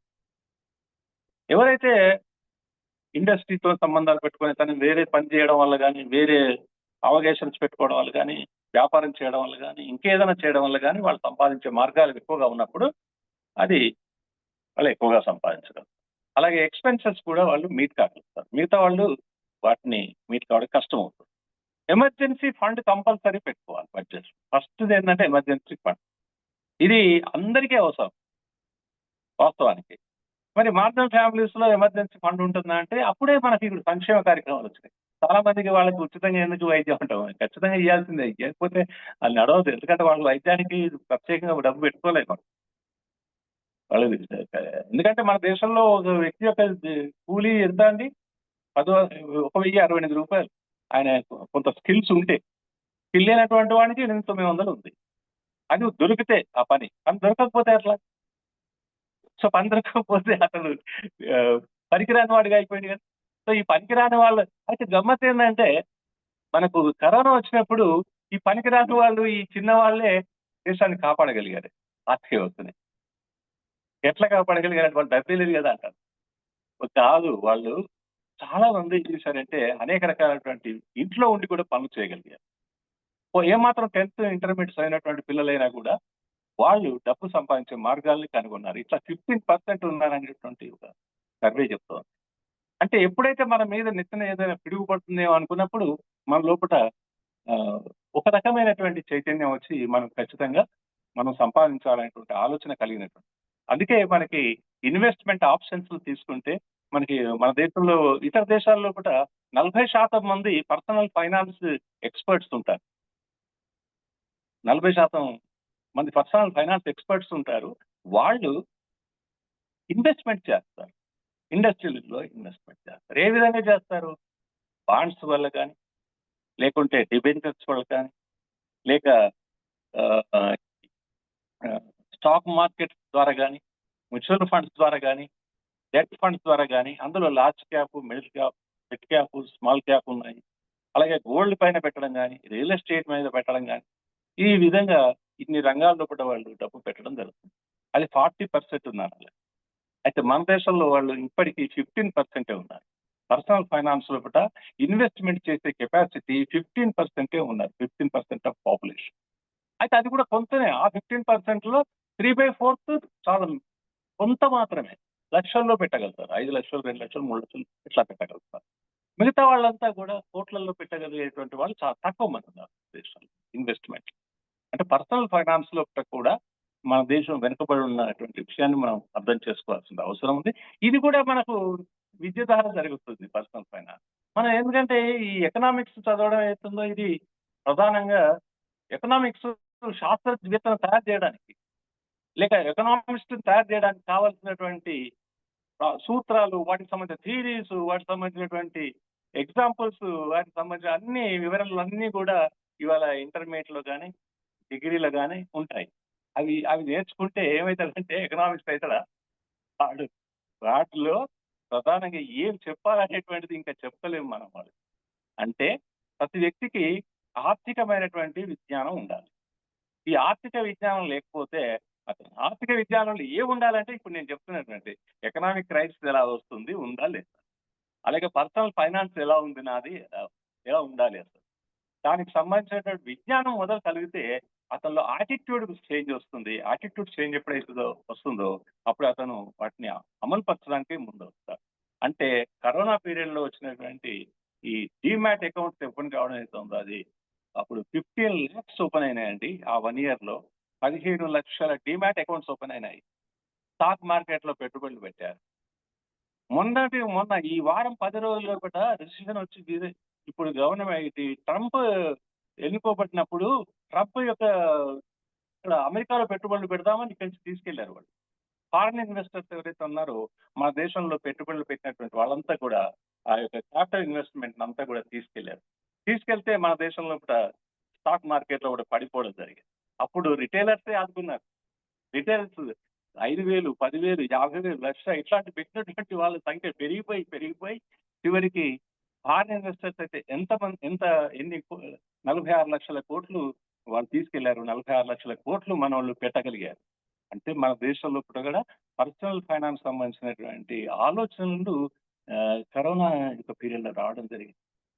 ఇది నిజంగా రీసెర్చ్ చేయాల్సినటువంటి అంశం ఇది. అలాగే ఎమర్జెన్సీ ఫండ్ ఒకటి అవసరం అని చెప్పాను. అది ఒక 3 to 6 months ఎక్స్పెండిచర్ ప్రతి వాళ్ళు కూడా, డబ్బున్న ప్రతి వాళ్ళు, లేని వాళ్ళేమో ఖచ్చితంగా ప్రభుత్వం మీద ఆధారపడతారు సంక్షేమ కార్యక్రమాల ద్వారా. ఉన్న వాళ్ళైనా కూడా 3 నుంచి 6 నెలల యొక్క ఎక్స్పెండిచర్ వాళ్ళు పెట్టుకోవాల్సి వస్తుంది. మిగతా ఎక్స్పెండిచర్ ఉంచుకోవద్దు కూడా నా ఉద్దేశం అయితే. ఇంకా పర్సనల్ ఫైనాన్స్ లో కూడా మన దగ్గర కేవలం 6 నెలలకో 3 నెలలకో లేక 1 year వరకు మన ఎక్స్పెండిచర్ మన దగ్గర పెట్టుకోవాలి. మిగతాదంతా కూడా ఖచ్చితంగా ఇన్వెస్ట్మెంట్ చేయాలి. 2 రకాల 3 రకాల ఇన్వెస్ట్మెంట్స్ ఉన్నాయి అందులో. అది నేను తర్వాత వస్తాను ఇంకా. అలాగే డెట్ మేనేజ్మెంట్ కూడా ఎలా చేయాలి? రుణాలు తీసుకుంటున్నారు, వాటిని మేనేజ్ చేయడం ఎలాగ? ఈ రుణాలు తీసుకోవడంలో కూడా చాలా వరకు బ్యాంకులు కొంచెం మోసం చేస్తుంటాయి. ఫ్లాట్ ఇంట్రెస్ట్ అని ఫ్లాట్ రేట్ అని ఒకటి ఉంటుంది. అలా కాకుండా మనం ఫ్లోటింగ్ రేట్ అని ఒకటి, ఫ్లాట్ రేటు, ఫ్లోట్ రేట్ అంటే ఫిక్స్డ్ రేట్ ఒకటి పెడతాడు, ఫ్లోటింగ్ రేట్ ఒకటి పెడతాడు. మనం ఫిక్స్డ్ రేటు, ఫ్లోటింగ్ రేట్ ఉన్న తేడాను తెలుసుకొని అది ఎప్పటికి ఎట్లా తీసుకోవాలి. తర్వాత ఒకసారి మన దగ్గర ఎక్కువ డబ్బు ఉన్నప్పుడు దాన్ని కట్టేస్తే మనకు కొంత తగ్గుతుంది కూడా మనకు. ఎప్పుడైతే రుణాలని పెంచి దాని మీద వడ్డీని పెంచినప్పుడు మనం ఈ యొక్క ఆర్థికమైనటువంటి అంటే స్వయం పోషణ అంటాము, లేకపోతే స్వయం ఆర్థిక వ్యవస్థను సాధించుకోవడంలో కూడా విఫలం అవుతారు. ఈ డెట్ మేనేజ్మెంట్ కూడా చాలా అవసరం. అలాగే స్మార్ట్ ఇన్వెస్ట్మెంట్ అని అంటారు దీన్ని. ఇప్పుడు నేను ఇంతకుముందు చెప్పినటువంటిది అదేంటంటే డిఫరెంట్ డైవర్సిఫైడ్ ఇన్స్ట్రుమెంట్స్ ఉన్నాయి ఇవాళ. ఆ డైవర్సిఫైడ్ ఇన్స్ట్రుమెంట్స్ లోపల మన వాళ్ళు పెట్టుబడులు పెట్టగలగాలి. 100 రూపాయలు ఉంటే పెట్టచ్చండి పెట్టుబడి. అంటే నేను అనేది ఏదో కోట్లు కాదు, 100 రూపాయల నుండి కూడా పెడితే అతను ఎడ్యుకేట్ అయినట్టే ఆర్థికంగా. ఒక 100 రూపాయల పెట్టుబడి పెట్టాలి. ఏదో ఒక స్టాక్ లోనో, మ్యూచువల్ ఫండ్ లోనో, బ్యాంక్ లోనో, లేక డిబెంచర్స్ ఎందులో 100 రూపాయలు, 1000 రూపాయలు పెట్టినా కూడా అతని ఆలోచన పెరుగుతుంది. ఎందుకంటే అతనికి రిటర్న్స్ వచ్చినా కొద్దీ అతను ఇంకా పెట్టాలనేటువంటి ఆలోచన వస్తుంది. తద్వారా అతను ఆర్థికంగా బలపడదు. ఇది ఒక సెకండరీ ఇన్కమ్. ప్రైమరీ ఇన్కమ్ ఉండాలి. నేను చెప్తున్నాను, ఇది ఒక్కటి మనం చాలా గమనించాల్సిన అవసరం ఉంది సార్. పర్సనల్ ఫైనాన్స్ లోపల ప్రైమరీ ఇన్కమ్ లేకుండా ఉండొద్దు. ప్రైమరీ ఇన్కమ్ దేని మీద వస్తుందంటే మనకున్నటువంటి స్కిల్స్, మనకున్నటువంటి మేధస్సు, మనకున్నటువంటి ఆలోచనలు, మనకున్నటువంటి విజ్ఞానం, మనకున్నటువంటి పనితనం, వీటిని ఉపయోగించడం వల్ల వచ్చేటువంటి ఉద్యోగం అంటాం దాన్ని సామాన్యంగా. ఉద్యోగం కావచ్చు, లేక వ్యాపారం కావచ్చు, ఏదైనా కూడా చిన్న వ్యాపారాలు కావచ్చు, ఏదో ఒక రంగంలో కూడా ప్రైమరీ ఇన్కమ్ ఉండి సెకండరీ ఇన్కమ్ గా మాత్రమే ఈ యొక్క ఫైనాన్షియల్ ఇన్వెస్ట్మెంట్ కి వెళ్ళాలి. దాని మీదనే అంటున్నారు కదా, దాని మీద ఉంటామన్నట్టున్నట్టు వాళ్ళే ఇవాళ స్టాక్ మార్కెట్ లో నష్టపోతున్నారు. నష్టపోవడం కాకుండా వాళ్ళు ఒక అపోహను కల్పించారు మొత్తం. స్టాక్ మార్కెట్ అంటే మోసం, స్టాక్ మార్కెట్ అంటే గ్యాంబ్లింగ్. స్టాక్ మార్కెట్ లో గ్యాంబ్లింగ్ ఎట్లా అవుతుంది అసలు? స్టాక్ మార్కెట్ లో పెట్టుబడులు ఎవరు పెడుతున్నారు? గవర్నమెంట్ పెడుతున్నారు పెట్టుబడులు. ఇవాళ మన గవర్నమెంట్ పెట్టుబడులన్నీ ఎక్కడ ఉన్నాయి? స్టాక్ మార్కెట్ లోనే ఉన్నాయి. అన్ని దేశాల్లో కూడా ఒక 5-6 తటస్థ కొన్ని దేశాలు తప్ప అన్ని దేశాలు కూడా తమ యొక్క నిల్వలన్నిటి, ఆర్థిక నిల్వలన్నింటినీ కూడా స్టాక్ మార్కెట్ లో పెట్టుబడుతున్నారు. మనకు ఉన్నటువంటి పిఎస్యు కంపెనీస్ అన్ని ఇవన్నిటిని కూడా స్టాక్ మార్కెట్ లో లిస్ట్ చేశారు వాళ్ళు. ఇప్పుడు ఈ మధ్యలో పిఎస్యుస్ 100% మల్టీ బ్యాగర్ అయిపోయినాయి. అంటే 1 year లో 100% బూస్టప్ అయింది. అంటే 100 రూపాయలు పెడితే 200 వచ్చినాయి 1 year లో. 1000 పెడితే 2000 వచ్చినాయి 1 year లో. అంటే డబుల్ కావడం చాలా కష్టం. అదే బ్యాంకులో పెడితే 8 ఏళ్ళు అవుతుంది. కొంత ఎక్కువ ఇచ్చే కాడ 6 ఏళ్ళు, కార్పొరేట్ లో 5 ఏళ్ళు పడుతుంది. కానీ మ్యూచువల్ ఫండ్స్ లో మనకి పిఎస్సిలో కూడా అంటే పబ్లిక్ సెక్టార్ యూనిట్స్, గవర్నమెంట్ నిర్వహిస్తున్నటువంటి సంస్థల్లో, రైల్వే సంస్థలు కానీ, నావిగేషన్లు కానీ, అలాగే ఎలక్ట్రిఫికేషన్ కానీ చాలా రంగాలు ఉన్నాయి. ఒక 50 రంగాలు ఉన్నాయి మన ప్రభుత్వం కూడా పెట్టేటువంటి. ఇంకా ఇంకొక విషయం ఏంటంటే కొన్ని దేశాల్లో పట్టినైతే ప్రధానంగా సింగపూర్ తీసుకుంటాను ఈ విషయంలో. నేను సింగపూర్ లో అయితే ఇన్వెస్ట్మెంట్ కార్పొరేషన్ మినిస్టర్ కూడా ఉన్నారు. ఒక ఇన్వెస్ట్మెంట్ కార్పొరేషన్ పెట్టుకొని ఒక మినిస్టర్ని పెట్టుకున్నారు. అంటే వాళ్ళకు ఉన్నటువంటి నిధులన్నింటినీ కూడా లిస్ట్ అవుట్ చేసి వాళ్ళు స్టాక్ మార్కెట్ లో పెట్టారు.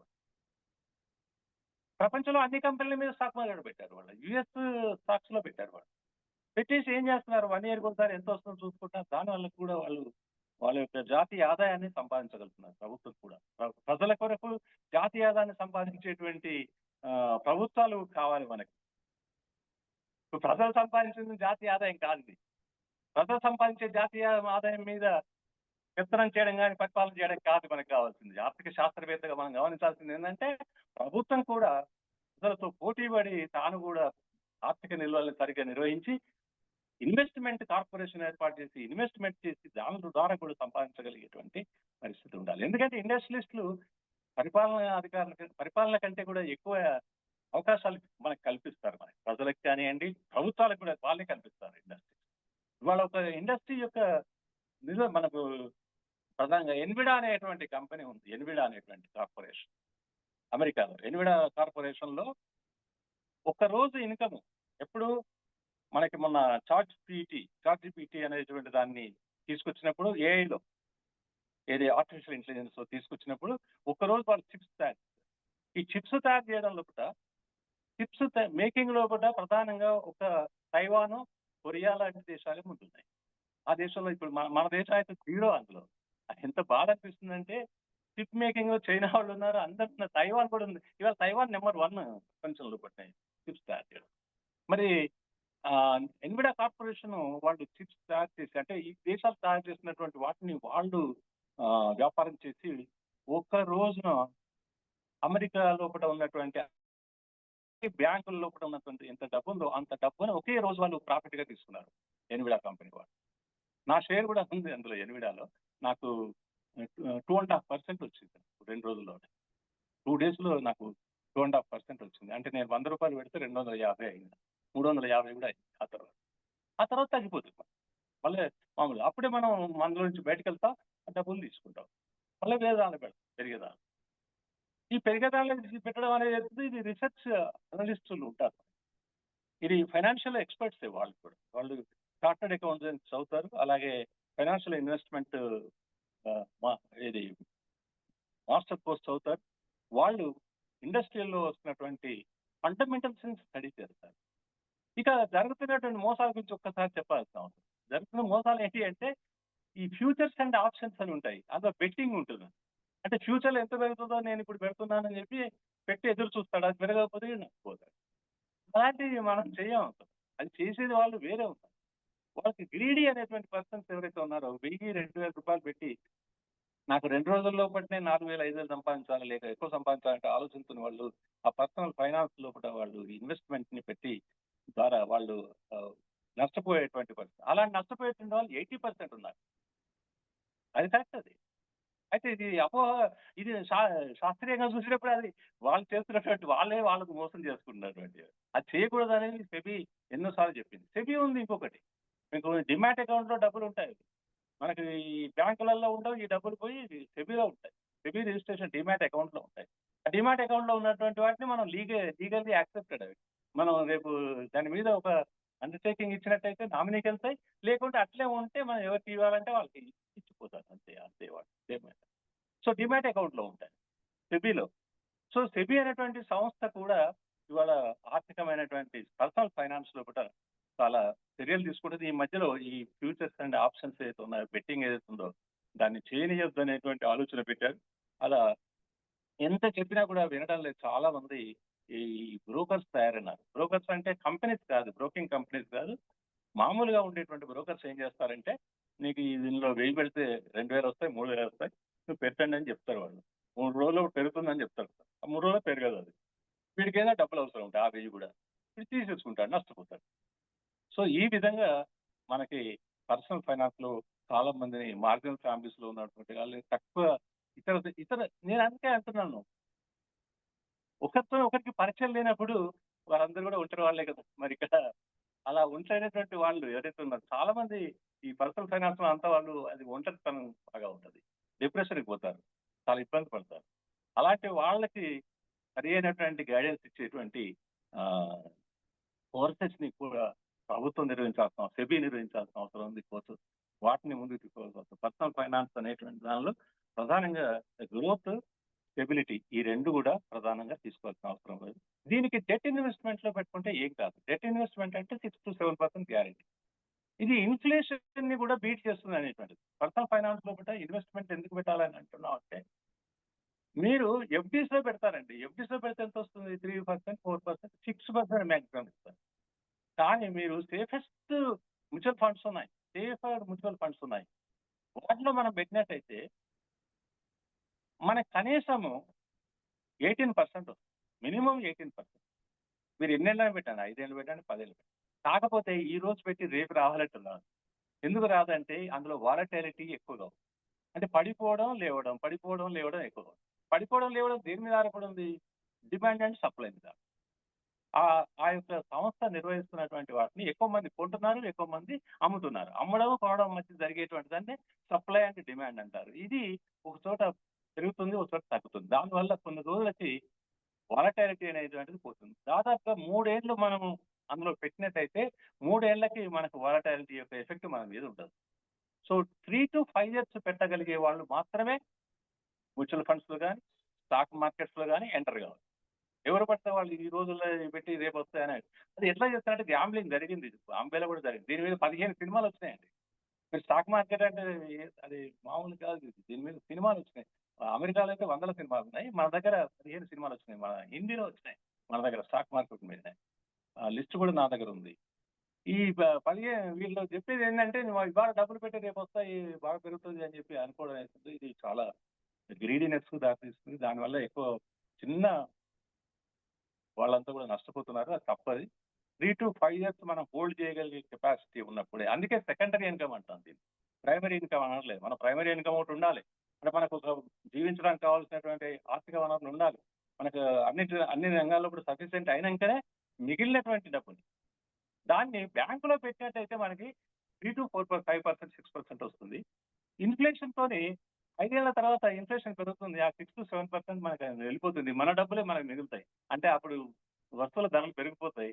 ఆ కాస్ట్ ఆఫ్ లివింగ్ పెరగడం వల్ల మన డబ్బులకు వచ్చినటువంటి ఇంట్రెస్ట్ ఏదైతుందో అది మళ్ళా నిరుపయోగంగా మారిపోయి మన డబ్బులు విలువ ఏదైతుందో అదే విలువ వస్తుంది. అలా కాకుండా మనం ఈ ఈ మార్గాలను ఎంచుకున్నట్టయితే స్టాక్ మార్కెట్ కానీ మ్యూచువల్ ఫండ్స్ కానీ ఎన్నుకున్నట్టయితే ఖచ్చితంగా వాళ్ళు 18 to 20% ఇస్తారు, 30% ఇస్తారు. మన పిఎస్యు స్టాక్స్ లో పెట్టినాయి. పిఎస్యు అంటే గవర్నమెంట్ రంగంలో ఇర్కాన్ రైల్వే 12 ఉన్నాయండి. 12 ఫండ్స్ ఉన్నాయి రైల్వే వాళ్ళవి. అలాగే ఇతర రంగాలు కూడా ఏవియేషన్ ఉంది.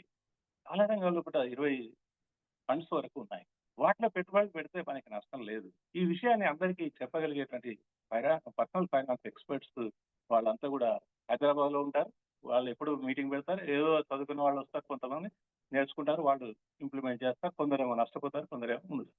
ఎవడైతే బాగా పేషెంట్ గా ఉండి చాలా రోజులు 5 ఏళ్ల వరకు 3 ఏళ్ళు నుంచి కనీసం 5 ఏళ్ల వరకు పెట్టగలిగే వాళ్ళే ఇందులో పెట్టాలి. అంటే అర్థం ఏంటంటే మనకు ఉన్నటువంటి ఫైనాన్స్ తోని మనకు 3 ఏళ్ల వరకు అవసరం లేదనుకునేటువంటి వాళ్ళు మాత్రమే పెట్టాలి.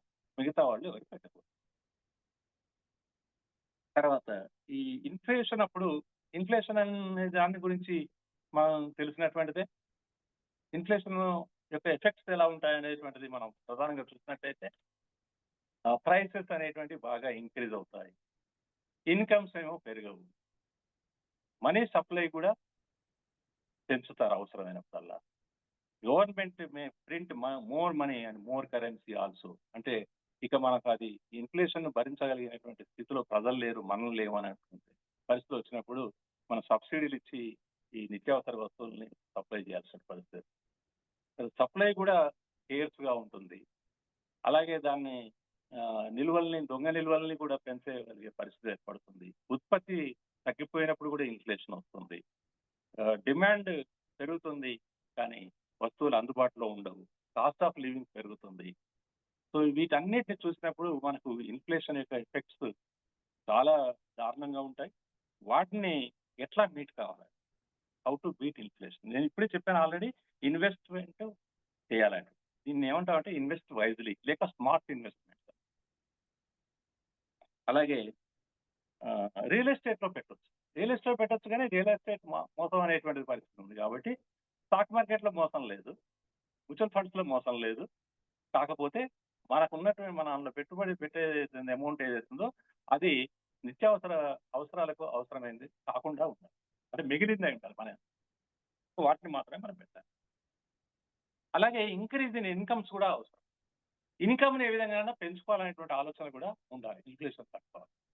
ఎట్లా పెంచుకోవాలి? మీకు ఇంతకుముందే నేను అనుకున్నాం మనం ఏ విధంగా అయితే అప్ స్కిల్స్ చేసుకోవడం కానీ మనకున్నటువంటి కొత్త కొత్త క్వాలిఫికేషన్, ఇంకా ఎక్కువ క్వాలిఫికేషన్స్ పెంచుకొని వాటిని ఉపయోగించుకొని డబ్బు సంపాదించే ఆలోచన ఉంటాయి. అలాగే రెడ్యూస్ చేస్తూ మన యొక్క అవసరాలని తగ్గించుకోవడం కూడా. అంటే ఏదైతే అత్యవసరం దాన్ని మాత్రమే కొనాలి, అనవసరమైనట్టు కొనాలి. అన్నెసరీ ఎక్స్పెండిచర్ స్పెండ్స్ కూడా చేస్తుంటాం, వాటిని చేయకుండా ఉంటాం.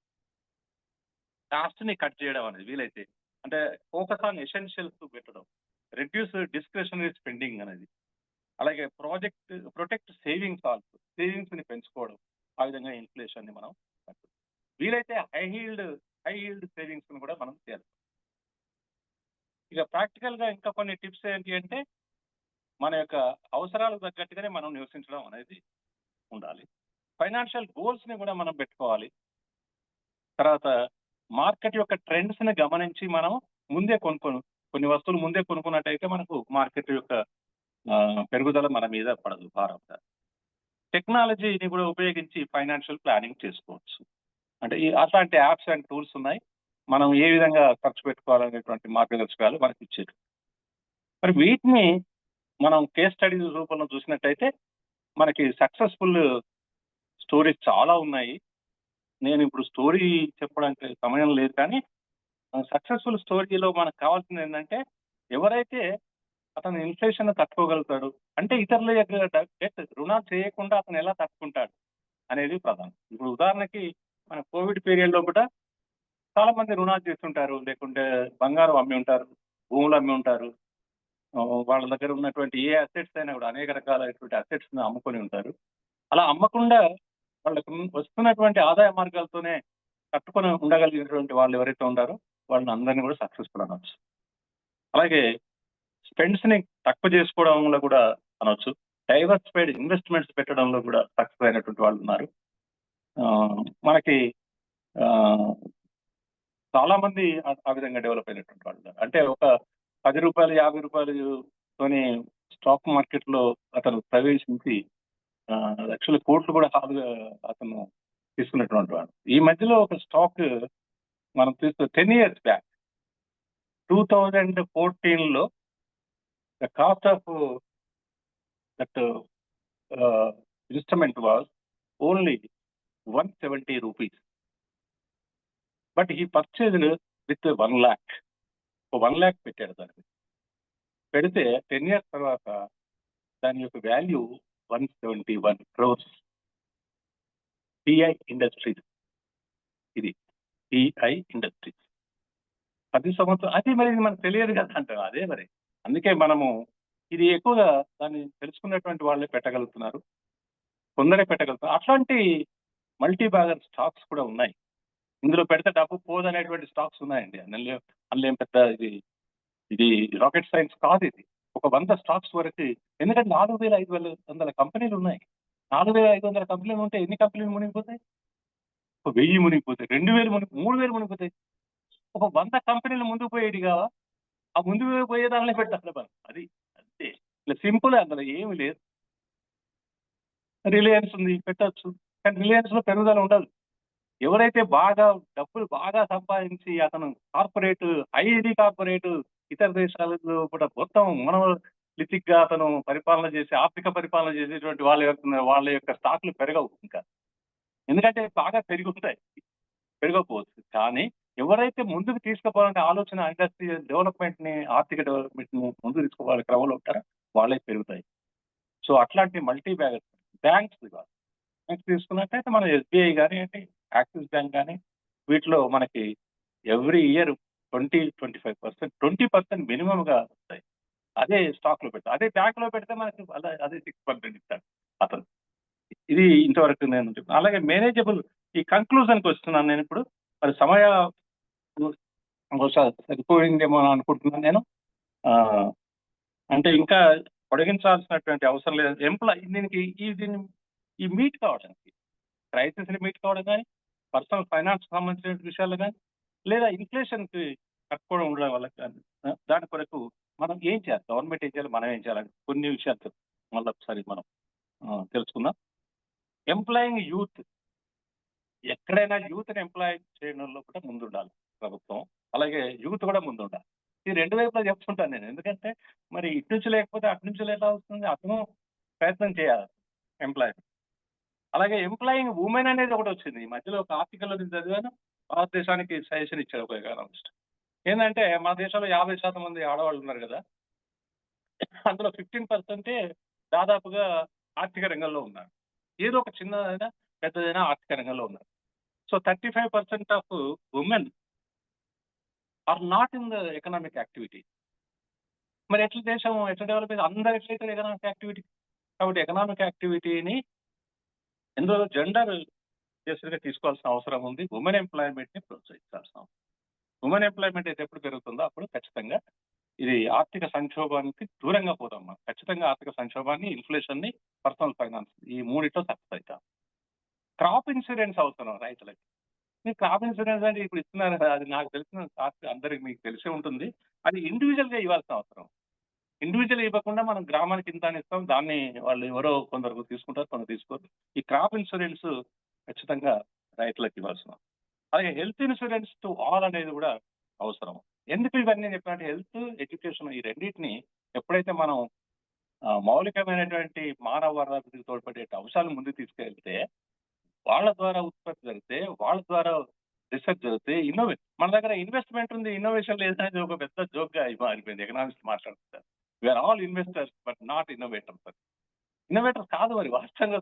ఆ విధంగా సైంటిఫిక్ టెంపర్ కానీ, సైన్స్ కానీ, టెక్నాలజీ కానీ దాన్ని ముందుకు తీసుకుపోవడంలో కానీ మనం ఇంకా కొందరేమో చదువుకోలేక కూడా కొంతమంది ఇన్నోవేట్ చేస్తున్నారు, కొంత చదువుకున్న వాళ్ళు ఏమో ఇన్నోవేట్ చేయలేకపోతున్నారు. చేస్తే పెద్దగా ఏదో ఎక్స్పెరిమెంట్ చేసి మనకు సుందర్ పిచాయ్ ఇలాంటి వాళ్ళు పెద్ద పెద్ద వాళ్ళు శాస్త్రజ్ఞులు తయారవుతున్నారు.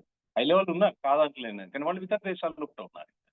సో దాన్ని కూడా మనం ఈ employing youth, employing women and మేధస్సు జ్ఞాన సంపద కలిగినట్టు వాళ్ళందరినీ కూడా ఉపయోగించుకోవడం, మార్జినల్ ఫ్యామిలీస్ కి డిఫికల్ట్ సిచ్యువేషన్స్ ని ఎదుర్కొనేలాగా సంక్షేమ కార్యక్రమాలు ఏర్పాటు చేసిన అవసరం.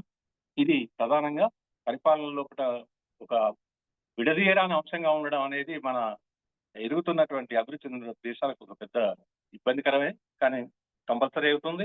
అలాగే overall general health care, education, తర్వాత స్కిల్ బేస్డ్ ఎడ్యుకేషన్ ఇవన్నీ ఉంటే కానీ ప్రధానంగా దేశం ముందుకు పోదు, అలాగే సమాజం ముందుకు పోదు.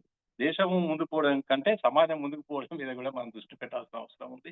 దేశం ఎట్లా ముందుకు పోతుంది, ఎందుకంటే అక్కడ పరిపాలకులు ఈ డిపార్ట్మెంట్స్ అన్ని కూడా ఎవరి రంగంలో వాళ్ళు బాగానే చూస్తున్నారు కూడా. ఇప్పుడు మనము ఇప్పుడు ఉన్నటువంటి ప్రభుత్వం కూడా అన్ని రంగాల్లో కూడా ఏ విధంగా చేయాలనేటువంటి విషయాలు స్పష్టంగానే ఉంది, కానీ సమాజంలో కూడా ఏం చేయాలనేటువంటి దానిలో మాత్రం ఇంకా వాళ్ళు దూరంగానే ఉన్నారు. అయితే పరిపాలన అంటే సమాజంలో ఉన్న వాళ్ళందరినీ ఏ విధంగా ముందుకు తీసుకుపోవడం అనేది. ఆ కాలంలో అశోకుడు కానీ, బౌద్ధ కాలంలో కూడా జ్ఞాన సంపద అందించినటువంటి బుద్ధుని కాలంలో కూడా ఉన్నటువంటి అనేక మంది రాజులు వాళ్ళు 150 దేశాల్లోకి బౌద్ధ మతం వెళ్ళింది. కారణం ఏంటి? బౌద్ధ మతం కాదు, అది జ్ఞానోదయం కలిగించినటువంటిది. వాళ్ళు ప్రతిదీ ప్రశ్నించమన్నారు, అందువల్ల జ్ఞానం అభివృద్ధి చెంది. ఎప్పుడైతే జ్ఞానం అభివృద్ధి చెందిందో అప్పుడు పరిపాలకులు కూడా జ్ఞానం వైపు వెళ్ళారు. అప్పుడు ఎప్పుడైతే పరిపాలకులు జ్ఞానం వైపు వెళ్తారో అప్పుడు ఖచ్చితంగా ఆ దేశం ముందుకెళ్ళి అభివృద్ధి చెంది. సో అట్లా అభివృద్ధి చెందినటువంటి దేశాల్లో కూడా చైనా ఒకటి. బౌద్ధ మతం వల్ల చాలా వరకు చైనా కానీ, జపాన్ కానీ, చాలా దేశాలు అయితే సింహళం లాంటి కొంత నష్టం జరిగినాయి. దానికి కారణం వాళ్ళకు అక్కడ వచ్చినటువంటి విధానాలు వల్ల, ఆర్థిక విధానాల వల్ల వచ్చింది. అలాగే వాళ్ళకి ఉన్నటువంటి మానవాన్ని సరిగ్గా ఉపయోగించడం, లేక అక్కడ ఉన్నటువంటి సహజ వనరుల లోపం వల్ల కానీ జరిగింది. ఈ విధంగా చూసుకున్నట్టయితే మనం ఖచ్చితంగా జ్ఞానం అనేటువంటి నెంబర్ 1 ఇంపార్టెన్స్ ఇవ్వాల్సిన అవసరం ఉంది. ఆ జ్ఞాన సంపద లేకుండా, అది అందరికీ అందకుండా ఏ దేశము అభివృద్ధి చెందదు, ఆర్థికంగా అభివృద్ధి చెందదు. నేను ప్రధానంగా చెప్పేది ఏదో సమాజంలో బాగా అందరం చదువుకున్న వాళ్ళు ఉంటే ముందు చదువుకున్నట్టు BA, BEd, MA, MD ఇవి కాదు, క్వాలిఫికేషన్స్ కాదు, దాంతో పాటు జ్ఞానం అతనికి ఉందా లేదా అనేటువంటి అంశాలు కూడా. నేను అందుకే స్కిల్ బేస్డ్ ఎడ్యుకేషన్ అంటున్నాం. వీటిని ముందు తీసుకుపోయే క్రమంలో కూడా పరిపాలన జరిగితే ఖచ్చితంగా మన దేశంలో కూడా ఎకనామిక్ స్టెబిలిటీ అనేది వస్తుంది. ఆ స్టెబిలిటీకి కారణం మన ప్రజలే కావాలి, కానీ మన ఇతర దేశాల నుంచి తీసుకొచ్చి మనం ఇవ్వగలిగేటువంటి పరిస్థితికి, కానీ మన దేశంలో ఉన్నటువంటి అభివృద్ధి చెందినటువంటి ప్రోడక్ట్ ని ఇతర దేశాలకు మనం ఎక్స్పోర్ట్ చేయగలిగే స్థితికి కానీ ముందుకు పోవాల్సిన అవసరం ఉంది. కాబట్టి మరి ఈ విషయంలో నాకున్న పరిజ్ఞానం మేరకు నేను వీటిని మీ అందరి ముందు, విజ్ఞులందరి ముందు నేను ప్రవేశపెట్టాను. వీటన్నిటిని మీరు విన్నారు. ఇందులో చాలా ఇది ఒక విధంగా పెద్ద సబ్జెక్టు. నేను చిన్నగా చేసి చెప్పడానికి ప్రయత్నం చేశాను. ఇన్ని అంశాలు 3 అంశాలు తీసుకొని చెప్పడం అసలు వాస్తవానికి కష్టమే, అయినా ప్రయత్నం చేశాను. మరి ఈ ప్రయత్నానికి మీరందరూ సహకరించినందుకు, మరి ఓపిక మీరందరూ విన్నందుకు అందరికీ నమస్కారాలు తెలియజేస్తూ సెలవు తీసుకున్నాను. థ్యాంక్ యూ అని అంటాను. Thank you very much sir. చాలా పేషెంట్గా చాలా క్రిటికల్ అనాలిసిస్ చేశారు సబ్జెక్ట్ మీద. 3 డివిజన్స్ తీసుకున్నారు. ఎకనామిక్ జనరల్గా ఎకానమీని ఇంట్రడ్యూస్ చేశారు. ఎకనామిక్ క్రైసిస్ అంటే ఏంటో చెప్పారు. పర్సనల్ ఫైనాన్స్కు వచ్చారు. అందులో కూడా పర్సనల్ ఫైనాన్స్లో ఉండేటువంటి కొన్ని నియాన్సెస్ చెప్పారు. అలాగే ఇన్ఫ్లేషన్ ఎలా డీల్ చేయాలనే దాని మీద కొంత డీల్ చేశారు. ఎకనామిక్స్ అనేది నిజంగానే చాలా వైడ్ సబ్జెక్ట్, ఒక్కోసారి వైల్డ్ సబ్జెక్ట్ కూడా. అంటే ఇండియన్ ఎకనామిక్స్ మీద రాస్తున్న ఒక ప్రముఖ వ్యక్తి ఒక వ్యాఖ్యానం ఏం చేశాడంటే, ఇండియన్ ఎకనామిక్స్ చదవడానికి బాగుంటుంది, చూడడానికి బాధాకరంగా ఉంటుంది అన్నాడు. అంటే కండిషన్స్ ఆఫ్ ఎకానమీ అంత ఘోరంగా ఉంటాయని చెప్పడానికి. అయితే ఇంకొక యాంగిల్లో చూస్తే ఎకనామిక్స్ అనేటువంటి మాట నేను జనరల్గా చాలా వర్డ్స్ అర్థం చేసుకునేప్పుడు ఎటిమాలజీకి వెళ్తుంటాను. ఎటిమాలజీలో ఒక ఈ ఎకనామిక్స్ అనే మాటకు ఉండేటువంటి మీనింగ్ ఏంటంటే ఈ ఇకో అండ్ నామిక్స్ అంటే హౌస్ హోల్డ్ యాక్టివిటీ. అంటే ఇంట్లో ఒక గృహిణి తనకు భర్త డబ్బులు ఇస్తే దాన్ని ఎలా మేనేజ్ చేస్తుంది అంతే. అయితే సబ్సీక్వెంట్గా అది ఒక స్పెషలైజ్ సబ్జెక్ట్గా మారినప్పుడు over a period of 2500 years of its journey, it has become a wide subject and also a specialized subject. But బేసిక్గా ఇప్పటికీ కూడా వాట్ హౌస్ హోల్డ్ యాక్టివిటీ ఎలా జరుగుతుంది, నీ దగ్గర 100 రూపాయలు ఉంటే నువ్వు ఎంత ఖర్చు పెడతావు, ఎంత మిగిల్చుకుంటావు, ఎంత ఉంచుకుంటావు, ఎంత అప్పు చేస్తావు, ఇదే లెక్కలు మొత్తం ఎకనామిక్స్ బ్రాడర్ సెన్స్లో చూసినప్పుడు కూడా. సో థ్యాంక్ యూ, మీరు చాలా కాలం నుంచి మమ్మల్ని ఊరిస్తూ ఉన్నారు మాట్లాడతారని. So thank you very much for your wonderful intervention today. Manohar Reddy గారు ఒక్క 2 minutes వెయిట్ చేయండి, మీరు మాట్లాడదురు ఒక 2 minutes. మేము ఇక్కడ ఒక ఆనవాయితీ ప్రకారం ఏంటంటే మేము డిస్కషన్ ఎప్పుడు కూడా ప్రొఫెసర్ వి బాలమోహన్ దాస్ గారి చేత కానీ లేకపోతే నందివెలుగు ముక్తేశ్వరరావు గారితో కానీ స్టార్ట్ చేస్తూ ఉంటాము. సో అదొక ఆనవాయితీ, అంతకుమించి ఏం లేదు, దాంట్లో ఏమి స్ట్రిక్ట్ హైరార్కీ అంటూ ఏమీ లేదు. So I welcome once again professor V Balamohan Das గారు to say a few words on the presentation of Gurumurthy గారు. Welcome sir. నమస్కారం అవధాన్ గారు. గురుమూర్తి గారు గురువు గారే కదా. సో న్యాచురల్గా చాలా పెద్ద సబ్జెక్టు. ఇంత పెద్ద సబ్జెక్ట్ని 45 minutes 1 hourలో చేయటం చాలా కష్టం. టాపిక్ ఏమో ఏనుగు, టైం ఏమో దోమ. దోమ కొత్తుకొచ్చి వచ్చాననేది మళ్ళీ చెప్పుకోవాలి. కాకపోతే నాకు ఇందులో కొంచెం ప్రవేశం ఉంది, ప్రావీణ్యం అని చెప్పను. ఎందుకంటే నేను మా MBA స్టూడెంట్స్కి, MCOM స్టూడెంట్స్కి ఒక 40 సంవత్సరాల పాటు పాఠాలు చెప్తాను దీని మీదనే, బిజినెస్ అండ్ గవర్నమెంట్.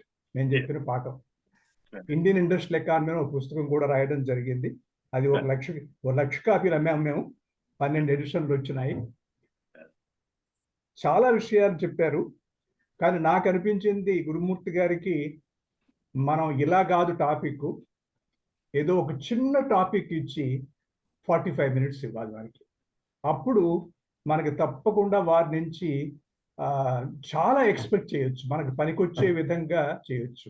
నాకు అనిపించింది ఈ రోజున వారు మనకి రుచి చూపించారు, మొత్తం మీద రుచి చూపించారు. దాన్ని పూర్తిగా తెలుసుకోవాలంటే మాత్రం ఒక చిన్న టాపిక్ ఇచ్చి మనం ఎందుకు, ఇప్పుడు మీరు ఆర్థిక సంక్షోభం, వ్యక్తిగత ఆర్థిక స్తోమత, ద్రవ్యోల్బణం ఎలా ఎదుర్కోవాలి, 3 టాపిక్లు ఇచ్చారు. 3 టాపిక్లు కొంచెం కష్టమే, చాలా కష్టమనే చెప్తాను. నేను అనుకుంది ఏమిటంటే, ఒకటి, ఈ మధ్యకాలంలో మీరు వాట్సాప్ ఓపెన్ చేయండి, అక్కడ నారాయణమూర్తి గారు, లేకపోతే నిర్మలా సీతారామన్ గారు, రిజర్వ్ బ్యాంక్ గవర్నర్ ఏమో శక్తికాంత్ దాస్ గారు, లేకపోతే మీకు ఈవెన్ అంబానీ కూడా, ముఖేష్ అంబానీ కూడా వచ్చేసి 24,000 రూపాయలు మీరు ఇన్వెస్ట్ చేయండి, 3 నెలల్లో మీరు మిలియనైర్స్ అయిపోతున్నారని వాయిస్తున్నారు వాళ్ళని. నాకైతే వారానికి 2-3 సార్లు ఆ వాట్సాప్ మెసేజ్లు వస్తాయి. బహుశా మనం ఉన్న 16-17 మందికి కూడా డెఫినెట్గా వచ్చి ఉంటాయి. ఈ మోసాలని అరికట్టలేమా అంటే, ఈ మోసాలని చేస్తున్న వారు ఎవరో కూడా ప్రభుత్వానికి తెలిసేమో అనిపిస్తుంది నాకైతే. ఇన్ఫ్లేషన్ అని పెరిగింది. 1966లో నేను 2 రూపాయలు పెట్టి హెయిర్ కట్ చేయించుకున్నాను. ఇప్పుడు 150 రూపాయలు ఇచ్చి 20 రూపాయల టిప్ కూడా ఇవ్వాలి. గోల్డ్ ఎంత పెరిగింది మన అందరికీ తెలుసు. అలాగే ఇన్కమ్ కూడా పెరిగింది, శాలరీస్ కూడా పెరిగినాయి. చాలా పెద్ద సబ్జెక్ట్ ఇది. వారు చెప్పినట్టుగా we're all investors not innovators. ఇది చాలా స్పెషలైజ్డ్ సబ్జెక్టు. దీని మీద ఎక్కువ కామెంట్స్ నేను చేస్తే బాగుండు. మనోహర్ రెడ్డి గారు చెయ్యెత్తున్నారు, 2 నిమిషాలు అన్నారు.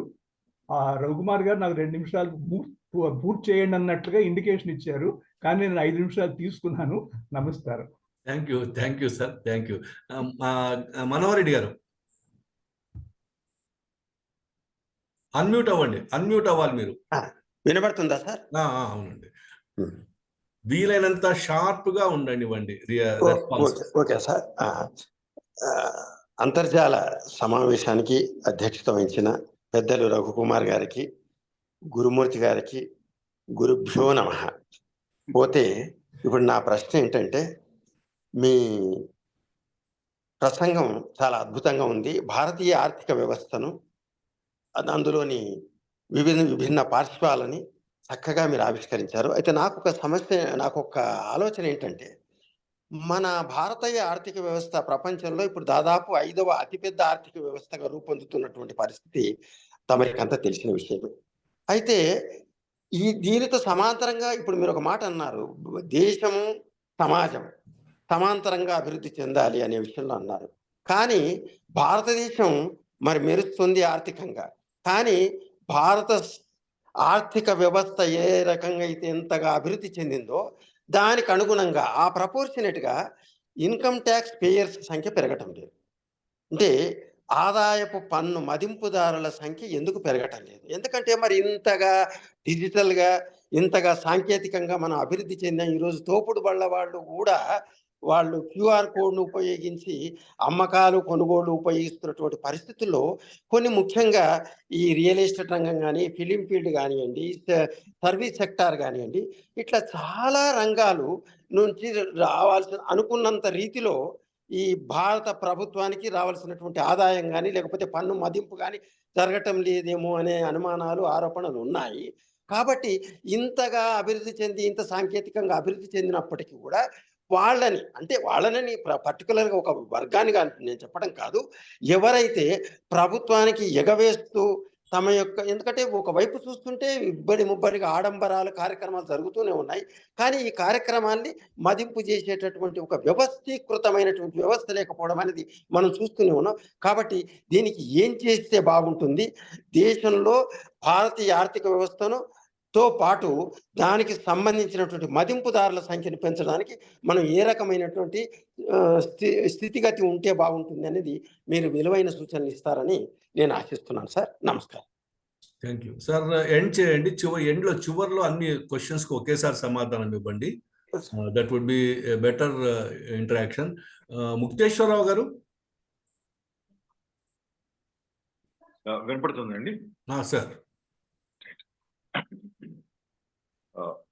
గురుమూర్తి గారి ప్రసంగం చాలా చక్కగా వచ్చిందండి. అంటే చాలా పెద్ద టాపిక్ ని ఇంత తక్కువ వ్యవధిలో చెప్పడానికి ప్రయత్నం చేశారు.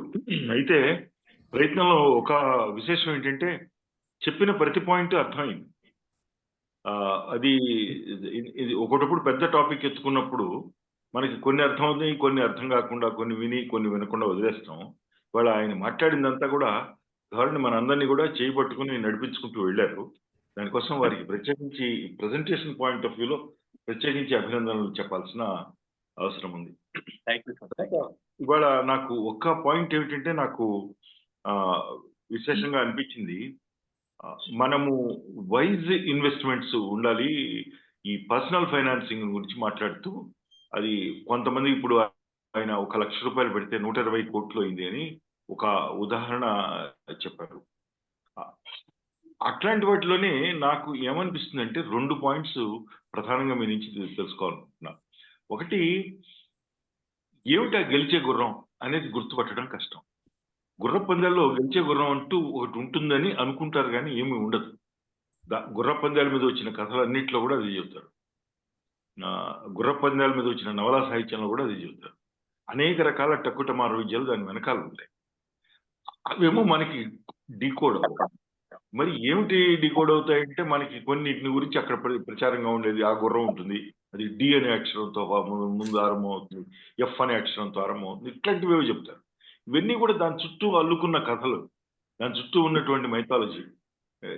దీనిని ఏది మైథాలజీ ఏది ఫ్యాక్ట్ అన్నది తెలియకుండా పోతుంది. అందుకని ఇంకొక పాయింట్ ఏంటంటే, అదే సమయంలో ముఖ్యంగా మన దేశంలో ఏదైనా సరే ఫైనాన్షియల్ ఇన్స్టిట్యూషన్స్ ని, స్టాక్ ఎక్స్చేంజ్ బోర్డ్స్ తో సహా అన్ని కూడా వీటికి we have inspectors, we have also what do you call whistleblowers. అంటే రెగ్యులేటింగ్ ఇన్స్టిట్యూట్స్ ఉంటాయి, దెన్ విజిల్ బ్లోయర్స్ ఉంటాయి. అది కానీ ఇది కానీ ఎప్పుడు సరిగా పనిచేయదు. పని చేయకుండా చాలా సందర్భాల్లో కుదేలు అవుతుంది. అట్లాంటప్పుడు మనం ఏమనుకుంటామంటే ఇది సెబీ ఫెయిల్యూరు, సెబీ ఏం చేయటం లేదు, సెబీ చైర్మన్ ఏం చేయట్లేదు, ముక్తేశ్వరరావు ఏం చేయటం లేదు, ఇది ప్రధానమైన అంశం కాదు. What is significant consequence is, how is that when SEBI is so armless, so toothless, then what is the fate of the kind of trust we have reposed in that institution? దానివల్ల ఎన్ని లక్షల కోట్ల business దెబ్బతింటమే కాకుండా ఉత్తరోత్తర దీని నుంచి కోలుకోవడానికి కూడా బోల్డ్ అంత time పడుతుంది. అందువలన even time in essence is money, time in essence is economics. కాబట్టి అది పోతుంది. ముఖ్యంగా మనకి రెగ్యులేటర్ రోల్ లేనప్పుడు, ఉదాహరణకి ఫలానా గురుమూర్తి అండ్ కో అనేది చాలా గొప్పది అని నిజంగా కూడా నేను నిరూపించవచ్చు, నమ్మచ్చు కూడా. కానీ ఆ గురుమూర్తి అండ్ కో అనేది నిజంగా ఈ పరీక్షకు తట్టుకుని నిలబడుతుందా లేదా అనేది పాయింట్. చాలా దేశాల్లో కూడా ఈ సమస్య ఉంది, కానీ కొన్ని దేశాలు చాలా స్ట్రిక్ట్ గా ఉంటాయి. ఎందుకంటే వాటికి ఇదే ప్రధానమైనటువంటి ప్రాణవాయువు అని గుర్తుపట్టారు. మన దేశంలో అన్నింటినీ ఉన్నట్టు ఇక్కడ ఏమవుతుందంటే ప్యాటర్నేజ్, మనవాడైతే వేద్దాము అనేది పాయింట్. మనవాడైతే కారు నడిపించవచ్చు అని అనుకోవటం కూడా తప్పు. ఎవరి మీద నడిపిస్తాడు కారు? మనవాడైతం కాదు, వాడు డ్రైవింగ్ వచ్చా లేదా అనేది ఇంపార్టెంట్. ఇది మనకెందుకో ఈ దేశంలో అలాంటిది ఎక్కువ చాలా ప్రధానమైన అంశంగా నాకు కనిపిస్తుందండి.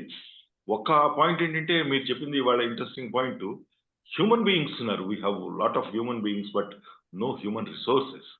హ్యూమన్ రిసోర్సెస్ మీద వీఆర్ థింకింగ్ ఆఫ్ స్కిల్స్ కూడా స్కూల్లో నేర్చుకోవాల్సిన స్కిల్స్ ని బిఏ ఎంఏ అయిన తర్వాత నేర్పుతాం. ఎంత గొప్ప దేశం అనిపిస్తుంది. ఉదాహరణకి చక్కగా మాట్లాడటము, అనుకున్నది చెప్పడం, గొప్పగా ప్రజెంట్ చేయటం కాదు. నేను చెప్తాను మార్కెట్ సెన్స్ లో ప్రజెంటేషనే కాదు. ఉదాహరణకి గురుమూర్తి అని నేను అని మిమ్మల్ని ఒక గంట సేపు మాట్లాడమన్నాను అనుకోండి, ఏదో మాట్లాడచ్చు కదా, మీకు ఇష్టం వచ్చింది మాట్లాడచ్చు కదా. అది కూడా మాట్లాడటం కుదరని మనం మనుషుల్ని వ్యక్తుల్ని తయారు చేస్తాం. Thank you so much, we are enlightened. ముఖ్యంగా నాకైతే personally I'm benefited. At least this is one area which is not familiar to me, where I can claim to be very acclaimed ignoramus on that. You have shown me the path. At least let me think in this direction అనిపించింది. Okay. సుధీమతి గారు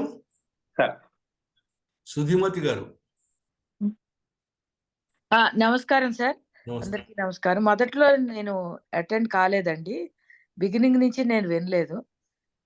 last subject mutual funds గురించి, investments గురించి మాత్రం నాకు కొద్దిగా అవగాహన వచ్చింది. చాలా ధన్యవాదాలండి. వంగీపురం స్వర్ణలత గారు. నమస్కారం సార్. ఇవాళ ముఖ్యంగా గురుమూర్తి గారికి అభినందనలు. చాలా నాకైతే అసలు ఈ ఎకనామిక్స్ గురించి చాలా టఫ్ సబ్జెక్ట్, ఎవరికీ తెలియదమ్మా.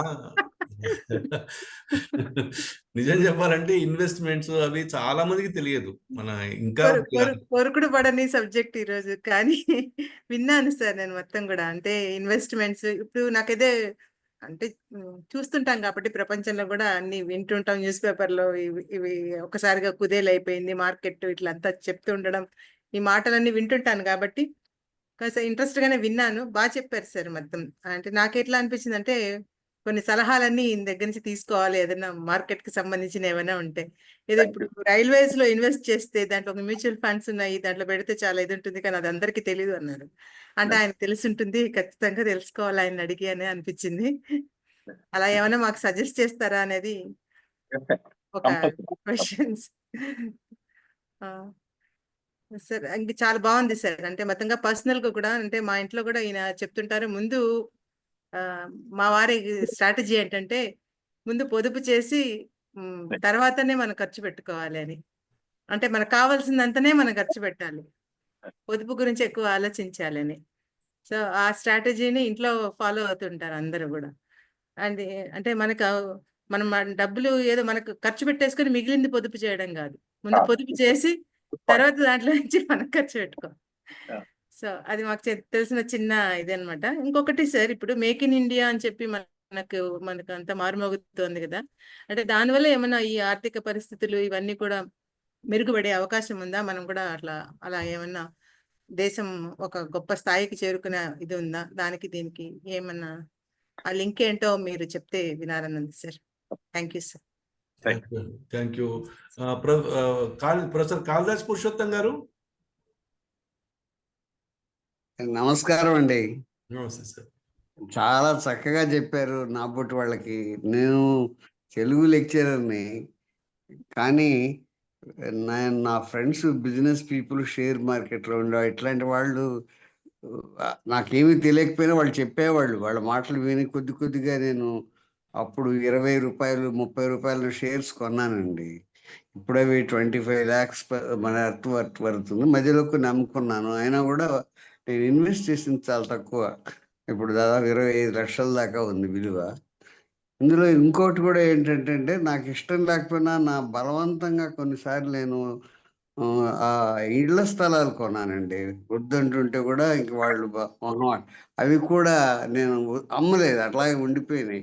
30-40 సంవత్సరాల తర్వాత చూస్తే 5,000కు 10,000కు కొన్నవి ఇప్పుడు దాదాపు 1 crore వచ్చాయి. అట్లా 2-3 స్థలాలు.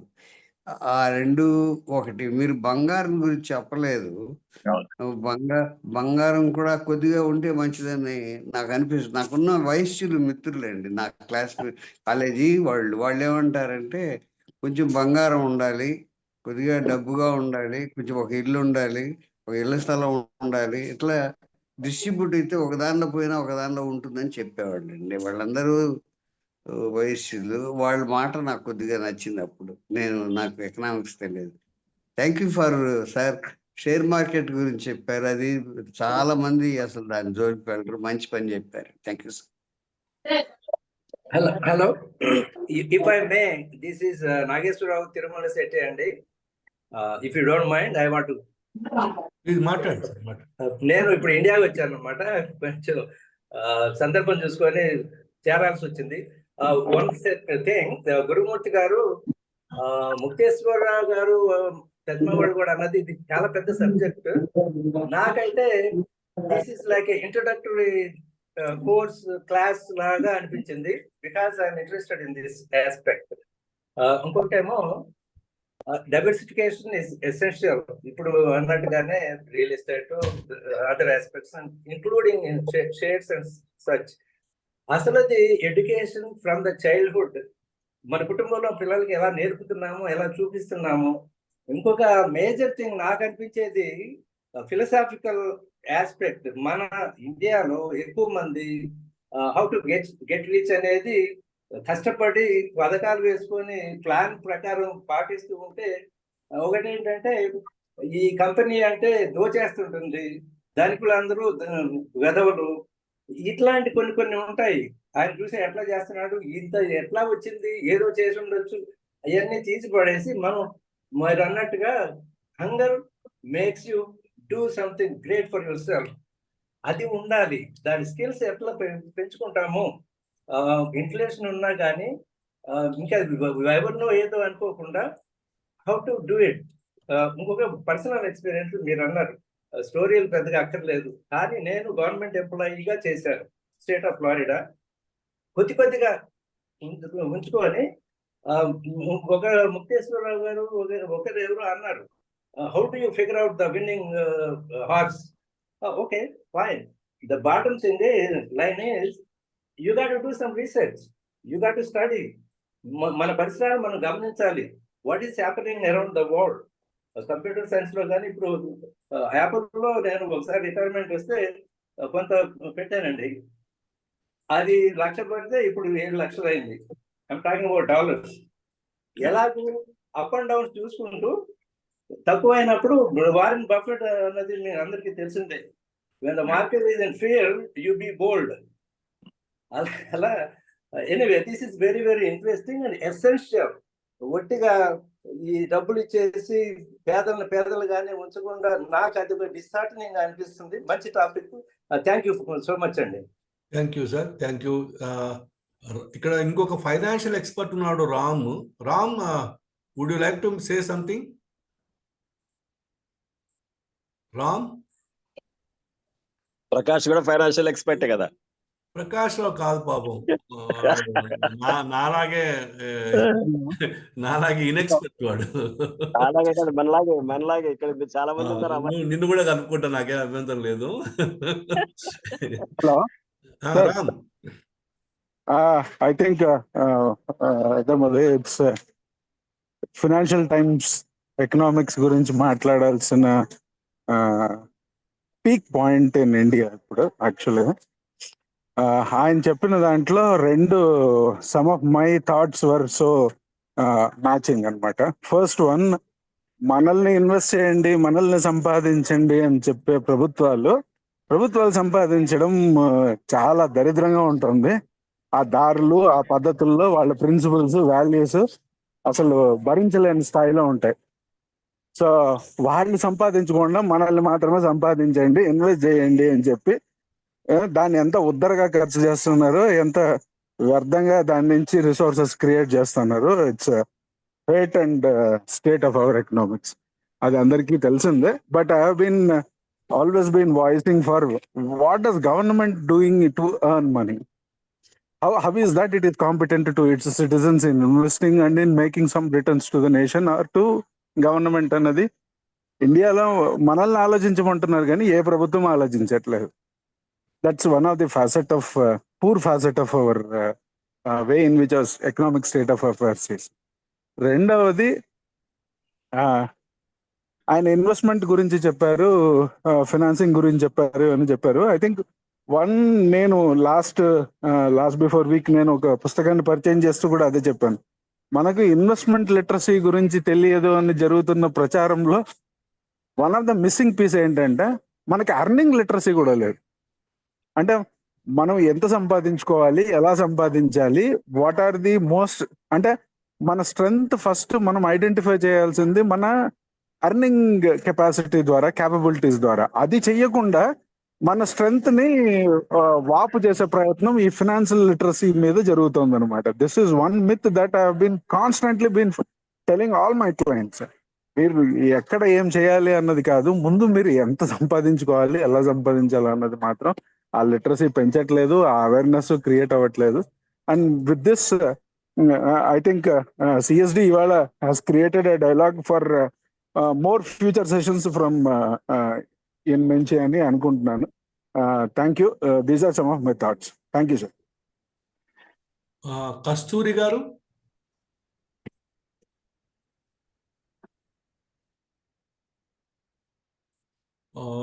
ఇంకెవరన్నా మాట్లాడతారండి? ప్రసూనాలు ఎవరు మాట్లాడతామమ్మా? నమస్తే సార్. ఏం లేదు, చాలా టఫ్ సబ్జెక్ట్ విన్నాను. అంటే మనీ ఖర్చు పెట్టడం అంటే ముందు ఏది అవసరమో అది ఖర్చు పెట్టుకొని తర్వాత మిగతా వాటిని చూడడం, అదొక్కటే నాకు అర్థమైంది. Thank you sir. Hello, thank you అమ్మా. ఎవరమ్మా మాట్లాడింది? కస్తూరి గారు, ప్లీజ్ ప్లీజ్. అందరికీ నమస్కారం అండి. గురుమూర్తి గారు చాలా బాగా చెప్పారండి. మాకు కొరుకుడు పడని సబ్జెక్ట్ ఇది. ద్రవ్యోల్బణము, భారతీయ ఆర్థిక వ్యవస్థ, ఇవన్నీ చాలా బాగా చెప్పారండి సార్. ధన్యవాదాలు సార్. Thank you. ఇంకెవరు ఉన్నారండి మాట్లాడేవాళ్ళు? ఒక్కసారి గురుమూర్తికి థ్యాంక్స్ చెప్తాను. Krishnamohana, Gurumurthy, thank you very much for enlightening us on finances, particularly family finances and diversification of investments you have told us. Yes. We'll try to follow you. You will be the consultant for all of us. Yes. Just kindly be with us. Yeah. Yes. It's an important, really an important subject. ఇప్పుడు స్వర్ణలత చెప్పినట్లు మనం savings లో ఉండి తర్వాత investment చేసుకోవడం better. ఇప్పుడు మన రామ్ చెప్పినట్లు కూడా అదే చాలా చాలా జాగ్రత్తగా చేసుకోవాలి. In terms of whether it is state or community or family, we should be very very cautious on financing. Thank you Ram, Gurumurthy, for taking a class today. Thank you. దాదాపు అందరి ప్రశ్నలు అయిపోయినట్టు కండి. కాబట్టి గురుమూర్తి గారు మీరు మీ షార్ట్ రెస్పాన్స్ ఇస్తే will go head. Okay, ఇప్పుడు ఇది వినపడుతుంది సార్? ఆ మాటలు వినబడుతున్నాయి సార్, వినబడుతున్నాయి. ఓకే, ఇది కొంచెం ప్రాబ్లం. ఇప్పుడు ప్రధానంగా మన గౌరవ ముక్తేశ్వరరావు గారు ఆర్థిక వ్యవస్థ లోపాలు ఇప్పుడు సెబీ మీద అనడం కానీ ఇవన్నీ ఉన్నాయి, చాలా ఉన్నాయండి ఇవి లోపాలు అయితే. ప్రధానంగా నేను చెప్పింది ఏంటంటే ఇవన్నిటిని స్థూలంగా పరిచయం చేయడం జరిగింది అసలు వాస్తవం. ఇవాళ ప్రత్యేకంగా తీసుకోవాలంటే ఈ పెట్టుబడులు, ఈ ఇన్వెస్ట్మెంట్ క్యాపిటల్ మీదే మనం తీసుకోవచ్చు ఒక రోజు అంతా కూడా, ఒక 45 మినిట్స్ మినిమం గా తీసుకోవచ్చు. అది ఏది పర్సనల్ ఫైనాన్స్ లో కానీ ఇన్వెస్ట్మెంట్ ఎలా చేయాలనేటువంటి విషయాలు, ముఖ్యంగా stocks and mutual funds, gold, real estate ఇవన్నీ డైవర్సిఫైడ్. ఇప్పుడు 4-5 ఉన్నాయండి రంగాలు ఇవి. ఈ 4-5 ప్రధానంగా ఏంటంటే మన గోల్డ్ అయితే గోల్డే, అది అందులో నష్టం రాదు ఎప్పుడు. అది కానీ అది అమ్మం కూడా మనం, ఎందుకంటే సెంటిమెంట్ కాబట్టి మనం కొనుక్కున్నదంతా అట్లే ఉంటుంది. దానివల్ల మనకి ఖచ్చితంగా 8% వస్తుందండి ఎప్పటికైనా కూడా. 8% ఎటుపోదు ఎప్పటికీ గోల్డ్. అలాగే రియల్ ఎస్టేట్ అయితే మనకి 5 సంవత్సరాల్లో డబుల్ అయ్యే అవకాశం ఉంటుంది. అది ఒక చోట పెరగొచ్చు, ఒక చోట తగ్గొచ్చు. దానికి ఏంటంటే పేషెన్సే కావాలి. ఎప్పుడైనా కూడా ఒక పెట్టుబడి పెట్టినామంటే దాని మీద పేషెన్స్ అనేది అవసరం. మనం పర్సనల్ ఫైనాన్స్ లో పెట్టుబడులు పెట్టినటువంటి వాటి మీద వెంటనే చాలా టైం పడుతుంది. ముఖ్యంగా అందులో భూమి మీద పెట్టుబడి పెట్టినప్పుడు ఖచ్చితంగా అది టైం ఎక్కువ పడుతుంది. 2 ఏళ్ళు అయితే కొన్ని, 5 ఏళ్ళు అయితే కొన్ని, 10 ఏళ్ళు కూడా అవుతాయి. ఉదాహరణకి నేను పెట్టే పెట్టుబడి కూడా 15 ఏళ్ళు అయింది, ఇప్పుడు పెరిగింది. అది అట్లా ఉంటుంది. అది మనం చెప్పలేము అది. అందుకే ఇందులో కొంత మనకి, నేను అందుకే చెప్పాను నేను, మన ప్రైమరీ ఇన్కమ్ ఖచ్చితంగా మనకు ఉండాలి. ఇది సెకండరీ ఇన్కమ్ గా తీసుకోవాలి. ఒక్కొక్కప్పుడు సెకండరీ ఇన్కమే ప్యాసివ్ ఇది ఇన్కమ్ గా తయారవుతుంది. ఇది ప్యాసివ్ ఇన్కమ్ అంటాం, కానీ ఇదే మనకు ప్రైమరీ ఇన్కమ్ గా మారేటువంటి అవకాశం కూడా ఉంటుంది. ఇక దాని ఎక్కువ పెరుగుతాయి. ఇప్పుడు ఇంతకుముందు ఒకసారి చెప్పారు ఆయన 25 లక్షలు వచ్చినాయంటే, 25 లక్షలు రావడం అనేది చాలా గొప్పదైనటువంటి విషయం. ఎందుకంటే మనం అందులో పెట్టిన పెట్టుబడి ఒక 25-30 రూపాయలు అయితే ఇవాళ 25 లక్షలు తీసుకున్నామంటే అక్కడ ఎవరు నష్టపోలేదు కూడా.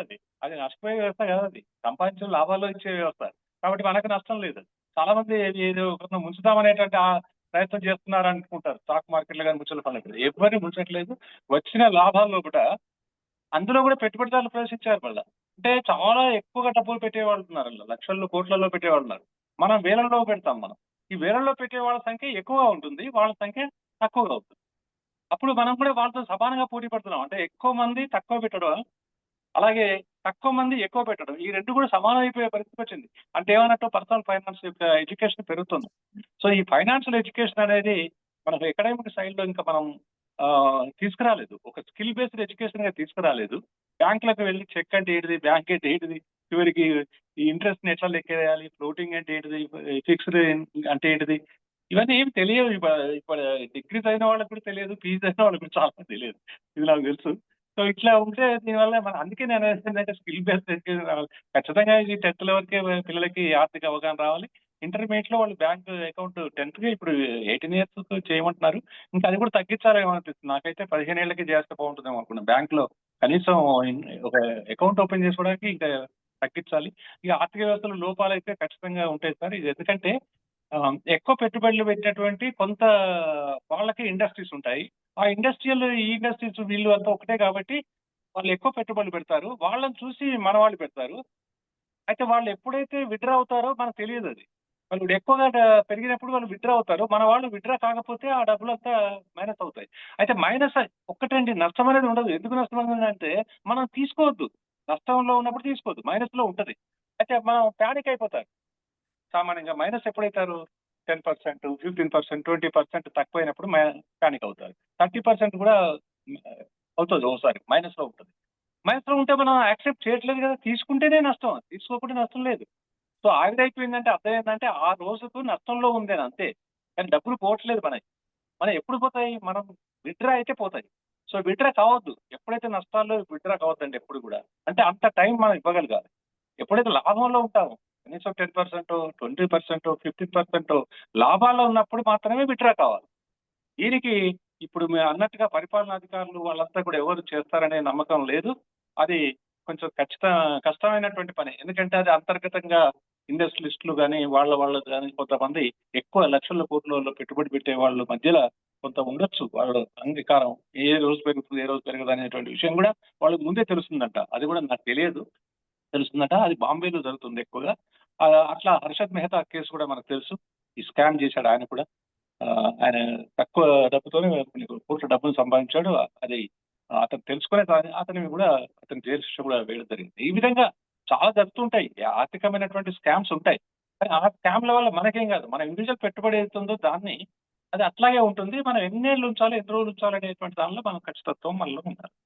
ఇక ఫైనాన్షియల్ ఎడ్యుకేషన్ అనేది నేను ఇప్పుడు ఇంతకుముందు చెప్పాను. ఇన్కమ్ ట్యాక్స్ చెప్పారు సార్.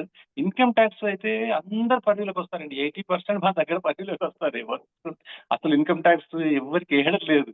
ఒక ఉద్యోగస్తులు దొరుకుతున్నారు, కార్పొరేట్ వాళ్ళు ఉన్నారు, ఇండస్ట్రీలు పెట్టుకున్నటువంటి వాళ్ళు ఉన్నారు, మిడిల్ క్లాస్ లో మిడిల్ లెవెల్ ఎంప్లాయ్మెంట్ కానీ మిడిల్ లెవెల్ ప్రైవేట్ రంగంలో కూడా మిడిల్ లెవెల్లో ఉన్నటువంటి వాళ్ళు కొంతమంది వస్తున్నారు, కొంతమంది రావట్లేదు. సో ఇది వాళ్ళు లాభాలు గడిస్తున్నారంటే లాభాలు చాలా గడిస్తున్నారు. మీరు అన్నట్టుగా ఇంతకు చాలా తోపుడు బండ్లు దుకాణం పెట్టుకున్నటువంటి వాళ్ళు, తోపుడు బండ్లు పెట్టుకున్నటువంటి వాళ్ళు కానీ, చిన్న చిన్న మార్కెట్స్ చేసేటువంటి వాళ్ళు కానీ వాళ్ళు 5-6 లక్షలు నెల సంవత్సరానికి 5-6 లక్షలు ఈజీగా సంపాదిస్తున్నారు. 50,000 నెలకి అది ఈజీగా సంపాదిస్తున్నారు. వాళ్ళు కూడా ఇన్కమ్ ట్యాక్స్ పరిధిలో కనీసం రిటర్న్స్ అన్న వాళ్ళు సబ్మిట్ చేయాలి. సబ్మిట్ చేయనటువంటి వాళ్ళ మీద శిక్ష లేదు. కారణం మనకు తెలిసినటువంటిదే, అది అందరికీ ఇన్కమ్ ట్యాక్స్ రిటర్న్స్ అంటే వాళ్ళకి ఆ పార్టీకి ఖచ్చితంగా కొంత నష్టం జరుగుతుంది. సో పార్టీ వ్యవహారాలు, వాళ్ళ యొక్క పరిపాలన, వాళ్ళకి కావాల్సిన ఎలక్షన్లు దాన్ని ఉపయోగించుకోవడం, ఎలక్షన్ లో దాని వల్ల లాభం పొందడం అనేటువంటి దాన్ని దృష్టిలో పెట్టుకుని వాళ్ళు ఇన్కమ్ ట్యాక్స్ మీద చేయరు. అలా ఇన్కమ్ ట్యాక్స్ రూల్స్ లో ఏముందంటే ఎవరికి వాళ్ళు బయట పెట్టుకోవాలి వాళ్ళ ఇన్కమ్. ఎవరు మనం అడగరు, మనం ఇంత నీది ఉంది కదా అని చెప్పి అన్నారు. ఎప్పుడైతే అది కేవలం పార్టీల మధ్య ఉన్నటువంటి తగాదాల వల్ల పెద్ద పెద్ద వాళ్ళని ఈడీ రేడ్ చేయడం కానీ లేక ఇన్కమ్ ట్యాక్స్ రేడ్ చేయడం జరుగుతుంది. సంక్రాంతి వరకు ఎవరు అడగరు, ఎవరు ఇన్కమ్ ట్యాక్స్ ని వాళ్ళే రిటర్న్స్ ఫైల్ చేయాలి. కాబట్టి ఈ విషయంలో కూడా చాలా మంది ఇన్కమ్ ట్యాక్స్ రిటర్న్స్ ఫైల్ చేయట్లేదు, వాళ్ళకి వచ్చిన ఇన్కమ్ ని చెప్పట్లేదు, వాళ్ళకు జిఎస్టీ కట్టట్లేదు. ఇవి ఇంకా చాలా ఉన్నాయి ఇటువంటి ఆర్థిక నేరాలు. యాక్చువల్గా ఆర్థిక నేరాలే, వాస్తవాన్ని లోపాలు నేరాలు రెండు ఉన్నాయి. లోపాలు ఏమో ప్రభుత్వం అయిపోతున్నాయి, నేరాలేమో ప్రజలు చేస్తున్నారు. ప్రజలు చేస్తలేరా అంటే చేస్తున్నారు. వీటి అందరు కూడా వాళ్ళని ఎంకరేజ్ చేసే వాళ్ళే ఉన్నారు తప్ప వాళ్ళని ఖచ్చితంగా ఎడ్యుకేట్ చేసి వాళ్ళు కట్టేట్టుగా తయారు చేసేటువంటి వ్యవస్థ మన పరిపాలనలో లేదు. దానివల్ల నిజంగానే అది మనకు నష్టం జరుగుతుంది. ఇది కేవలం ఉద్యోగస్తులు, కొంతమంది కార్పొరేట్ వాళ్ళు మాత్రమే ఇవాళ ఇన్కమ్ ట్యాక్స్. ఇక రెండవది ఇంకొకటి గోల్డ్ ఇన్వెస్ట్మెంట్ ఖచ్చితంగా చేయాల్సిందేనంటే, అది నేను 4 గోల్డ్ ఇన్వెస్ట్మెంట్ అన్నాను కానీ దాని గురించి చెప్పలేదు. కారణం ఏంటంటే ఇది టైం ఫ్యాక్టర్. మన 40 మినిట్స్ అప్పటికే అయింది, అందుకే నేను చెప్పలేదు. 40 మినిట్స్ కాస్త ఎక్కువైంది అనుకుంటా, 70 మినిట్స్ అయింది నేను అనుకుంటున్నాను టాపిక్. సో ఇది ఎక్కువ అవుతుందేమో దాని ఎలా అని చెప్పి నేను చెప్పలేదు. ఖచ్చితంగా డైవర్సిఫైడ్ అని చెప్పి అన్నాను. గోల్డ్ కంపల్సరీ పెట్టుకోవాలి, కానీ గోల్డ్ ని అమ్మరు ఎవరు. కాబట్టి దాన్ని మనం చూడ ఒక వనరుగా, ఏది ఇది ఆర్థికంగా ఉత్పత్తి చేసే ఇన్వెస్ట్మెంట్ గా మనం చూస్తాం తప్ప దాన్ని అవసరమైతే అమ్ముకోవచ్చు. అది లిక్విడిటీ ఉంది, ఎప్పుడంటే అప్పుడు డబ్బులు వస్తాయి. కాబట్టి అది కూడా ఒక నిజంగా ఉపయోగపడేది కాబట్టి ఇన్వెస్ట్మెంట్. అలాగే రియల్ ఎస్టేట్ కూడా మన కొరకు ఇది సంపాదన, ఇది జాతీయ స్థాయిలో ఇది ఆలోచించాల్సిన అవసరం అండి. ఇప్పుడు మనకు పెట్టుబడులు వాళ్ళు పెడుతున్నారు, అనేక రంగాల్లో, రైల్వే రంగాలు అన్నింటిలో పెట్టుబడులు పెడుతున్నారు. అవి కూడా లిస్ట్ అవుట్ అవుతున్నాయి. వాటిలో మరి కొంత ఎవరికి ఎన్ని వస్తున్నాయనే విషయంలో కానీ, లేక ఇన్వెస్ట్మెంట్ కార్పొరేషన్ ద్వారా వాళ్ళు వచ్చే లాభాలని మళ్ళీ జాతీయ ఆదాయంలోకి తీసుకురావడం కానీ అవసరం. మనం అయితే ఖచ్చితంగా మన దగ్గర ఈ ఇన్కమ్ ట్యాక్స్ ద్వారానే వసూలు చేస్తారు వీటిలో కూడా. ఇప్పుడు ఉదాహరణకి మనం 5 లక్షలు సంపాదిస్తే మనకు 1 లక్ష వెళ్ళిపోతుంది, అసలు 4 lakhs వస్తాయి సంవత్సరానికి. ఒకవేళ మనం మ్యూచువల్ ఫండ్లు కానీ ఇందులో కానీ చేస్తే 20% వెళ్ళిపోతుంది మనకి. సో మనకు ఉండేది 80%. సో దాన్ని ఇది చేయాల్సిన అవసరం ఉంది. అలాగే ఎర్నింగ్ లిటరసీ అంటే ఇన్వెస్ట్మెంట్ లిటరసీ కరెక్ట్. అది ఇన్వెస్ట్మెంట్ లిటరసీ కంటే ముందు ఎర్నింగ్ లిటరసీ ఉండాలి. అందుకనే అన్నాను, ప్రైమరీ ఇన్కమ్ లేకుండా సెకండరీ ఇన్కమ్ పోవద్దు ఎవరు కూడా. ప్రైమరీ ఇన్కమ్ అనేది వ్యవస్థకు అవసరమైనటువంటి తమను తాము పరిరక్షించుకుంటూనే, తమ యొక్క ఆర్థిక వ్యవస్థను సరిగ్గా నిర్వహించుకుంటూనే మిగిలినటువంటి వాటిని చేయాలని అన్నాను. మీ కొందరేమో మొదలు ఇన్వెస్ట్మెంట్ చేసి తర్వాత మిగిలిన దాంతో అడ్జస్ట్ అవుతారు. అది కూడా మంచి పద్ధతే, కాకపోతే అది ఆలోచించుకోవాల్సిన అవసరం ఎవరికి వారు. అలాగే ఇతర మెంబర్స్ అందరు కూడా ఈ విషయాల మీద కొంత తమ యొక్క ఆలోచనలు పంచుకున్నందుకు వారికి అభినందనలు తెలియజేస్తూ, మరి నాకు ఈ అవకాశం ఇచ్చినటువంటి, ఇంకా ఏమైనా ఉన్నట్టయితే రవికుమార్ గారు మరి చెప్పమంటారేమో నేను ఆలోచిస్తున్నాను. మీరు లేకుంటే ఇంతతో నేను ముగిస్తూ సెలవు తీసుకుంటాను. Thank you very much sir. ఇవన్నీ నిజంగానే ఒక 2-3 సెషన్స్ అయిపోయేవి కాదు. రిపీటెడ్గా ఒక 2-3 monthsకి ఒకసారో అట్లా మీరు ఇంటర్వ్యూ అవ్వచ్చు. ఏదైనా నచ్చిన టాపిక్ మీద మీరు చెప్పొచ్చు. It will be of immense use to the people. Definite గా అంటే ఒకే సెషన్ లో మనము మొత్తం ఇన్ఫర్మేషన్ కన్వే చేయగలము అని కానీ చేయాలని కానీ కూడా మనం ఏం కోరుకోవట్లేదు. మీరు టాపిక్స్ డిజైన్ చేసుకోండి. మనం మళ్ళీ ఒకసారి ఫిబ్రవరిలో మళ్ళీ ఒకసారి అట్లా 2-3 మంత్స్కి ఒకసారి మనం ఫైనాన్షియల్ మ్యాటర్స్ కూడా సబ్జెక్ట్ మ్యాటర్ ఆఫ్ డిస్కషన్ గా చేద్దాము. So for this session I thank you very much for making something like a teacher. మాకు పిల్లలకి పాఠాలు చెప్పినట్టుగానే చెప్పారు మీరు. So we are all very much thankful to you. Swarnalatha గారు కొన్ని ఫండ్స్ ఏదైనా చెప్పమంటే ఆయన చెప్తానన్నారు. రవికుమార్ గారు చెప్పమంటారా ఇప్పుడే? రవికుమార్ గారు చెప్పండి మేడం. నేను కస్తూరి. చెప్పండి మేడం. సార్ గురుమూర్తి గారు, మన ఇన్కమ్ మీద ట్యాక్స్ కడుతున్నాం మనము.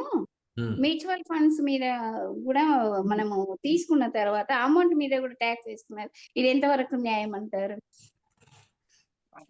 మనం ఇన్కమ్ ట్యాక్స్ కడుతున్నామండి. ప్రాఫిట్స్ మీదనే ఉంటది మేడం. చెప్పండి. ప్రాఫిట్స్ మీదనే ఉంటుంది. అంటే మనకు ఒక 100 రూపాయలు మనం పెట్టుబడి పెడితే 100 రూపాయలు వస్తే మనం 100 రూపాయలకి దగ్గర మనకు వచ్చిన లాభం 100 రూపాయలు అయితే అందులో 20% పోతుంది వాళ్ళకి. 80% మనకు. అదంతే ఇక ఇన్కమ్ ట్యాక్స్ ఇన్కమ్ మీద ట్యాక్స్ కడుతున్నాము. అదేదో కొంచెం దాచుకున్నాం అనుకోండి మ్యూచువల్ ఫండ్స్ లో, అది మనం తీసుకున్నప్పుడు మళ్ళీ దాని మీద ట్యాక్స్ కడుతున్నాము. ఎంతవరకు న్యాయం? అదే మా కస్తూరి గారు, ట్యాక్సింగ్ అనేది టోటల్ గా డిఫరెంట్ సబ్జెక్ట్. మళ్ళీ టాక్సేషన్ ట్యాక్సింగ్ అనేది దాంట్లోకి వెళితే ఈవెన్ ప్రాపర్టీ సేల్ చేసినా కూడా మళ్ళీ కట్టుకోవాల్సిందే. ఇన్కమ్ ట్యాక్స్ అన్నిటికీ ఉందండి. మనం అంటే ఫైనాన్స్ ఇన్వెస్ట్మెంట్ కూడా సబ్జెక్ట్ టు ఇన్కమ్ ట్యాక్స్. అది మన దగ్గర ఉన్నది అట్లా. అదేదో సినిమా డైలాగ్ ఉందమ్మా. చెప్పండి అమ్మా, అదొక సినిమా డైలాగ్ ఉంది. ఇన్కమ్ అంటూ ఉన్న తర్వాత ట్యాక్స్ అంటూ ఉంటుంది అని.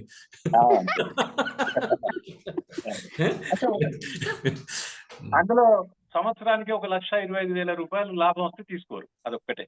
ఒక 125 ఉంది. 1,25,000కి తీసుకోరు వాళ్ళు. అది పోగా మిగతా దానికి తీసుకుంటారు. మిగతా దానికి 20% తీసుకుంటారు. మనకున్న స్లాబ్ ప్రకారంగా. అంటే మనకి ఇతర ఆదాయాలు ఉంటే వాటిలో ఏ స్లాబ్ లో వస్తే ఆ స్లాబ్ లో కట్టేసుకుంటారు.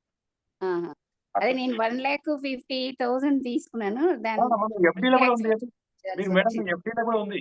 ఎఫ్డీలో కూడా మనకు టీడీఎస్ కట్ చేసుకునే ఇస్తారు మనకి. మన బ్యాంకులలో మనం 10,000 వేసుకుంటే మనకు 2,000 వస్తే 2,000 కూడా వాళ్ళు 200 తీసుకొని 1800 ఇస్తారు కదా మనకి. అది ఎఫ్డీస్ లో కూడా ఉంది. అన్నిటికీ ఉందండి. మనకు ఎలాంటి ఇన్కమ్ వచ్చినా అది చూపెడితే చాలు, పేపర్ మీద ఉంటే చాలా అది ఉంటుంది. అందులో ఇది కంపల్సరీ ట్యాక్స్. అయితే ఒకటి ఏంటంటే ఇందులో వైట్ మనీ అయిపోతుంది మనకి. ఇప్పుడు అందుకే ఇందులో ఏమంటుందంటే మనకి ఇక ఎవరితో భయపడాల్సిన అవసరం లేదు. మనకి ఎంత ఇన్కమ్ వచ్చినా. ఇప్పుడు అతనికి 170 కోట్లు వచ్చాయి అన్నాను కదా, అతనికి భయపడాల్సిన అవసరం లేదు. ఆయన 34 కోట్లు పోయి ఉంటాయి. 34 కోట్లు పోయినా ఆయనకి 130 కోట్లకి ఆయన రాదు. ఎందుకంటే ఆయన దొంగతనంగా సంపాదించలేదు కదా. అది. సో ఆ విధంగా మనకి సేఫ్టీ ఉంది. ఇన్కమ్ ట్యాక్స్ పడితే మంచిదని అనుకునే వాళ్ళు ఎక్కువ మంది ఉన్నారండి ఇప్పుడు ఎక్కువ వచ్చినప్పుడు డబ్బు. ఎందుకంటే ఆ డబ్బు ఎక్కడిదని చెప్పడానికి అవకాశం ఉండదు కదా. ఏదైనా మధ్య తరగతి వాళ్ళే బలయ్యేది. ఏదైనా మధ్య తరగతి వాళ్ళే బలయ్యేది. ఎప్పుడైనా అంతే. మధ్య తరగతి ఇంకా కింది తరగతి వాళ్ళు. డైలీ వేజెస్ ట్యాక్స్ ఉండదు. పాపం వాళ్ళు ఏదో జీవనాధారం బతుకుతున్నారు. పెద్దవాళ్ళు ఎగ్గొట్టడానికి ట్రై చేస్తారు.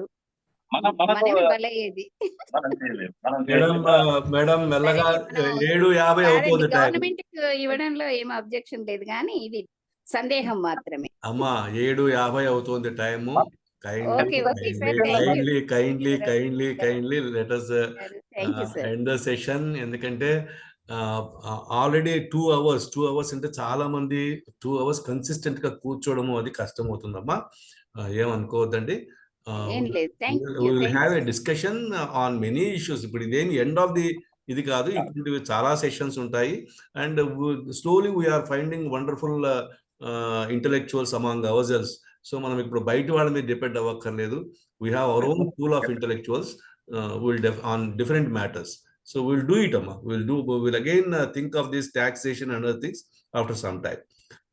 Thanking you all for this wonderful session, for your participation, and Gurumurthy Garu for his wonderful way of delivering the talk, and Krishna Mohan for introducing Gurumurthy Garu. All of you, thank you very much, sir. Krishnamohan నీకు కూడా specific thanks, record చేసాము. మేము చాలా వ్యవహారాలు ఉంటాయి ఇంకా. Thank you all. Thank you all. Thank you. Thank you. Thank you. Gurumurthy, bye bye. Thank you.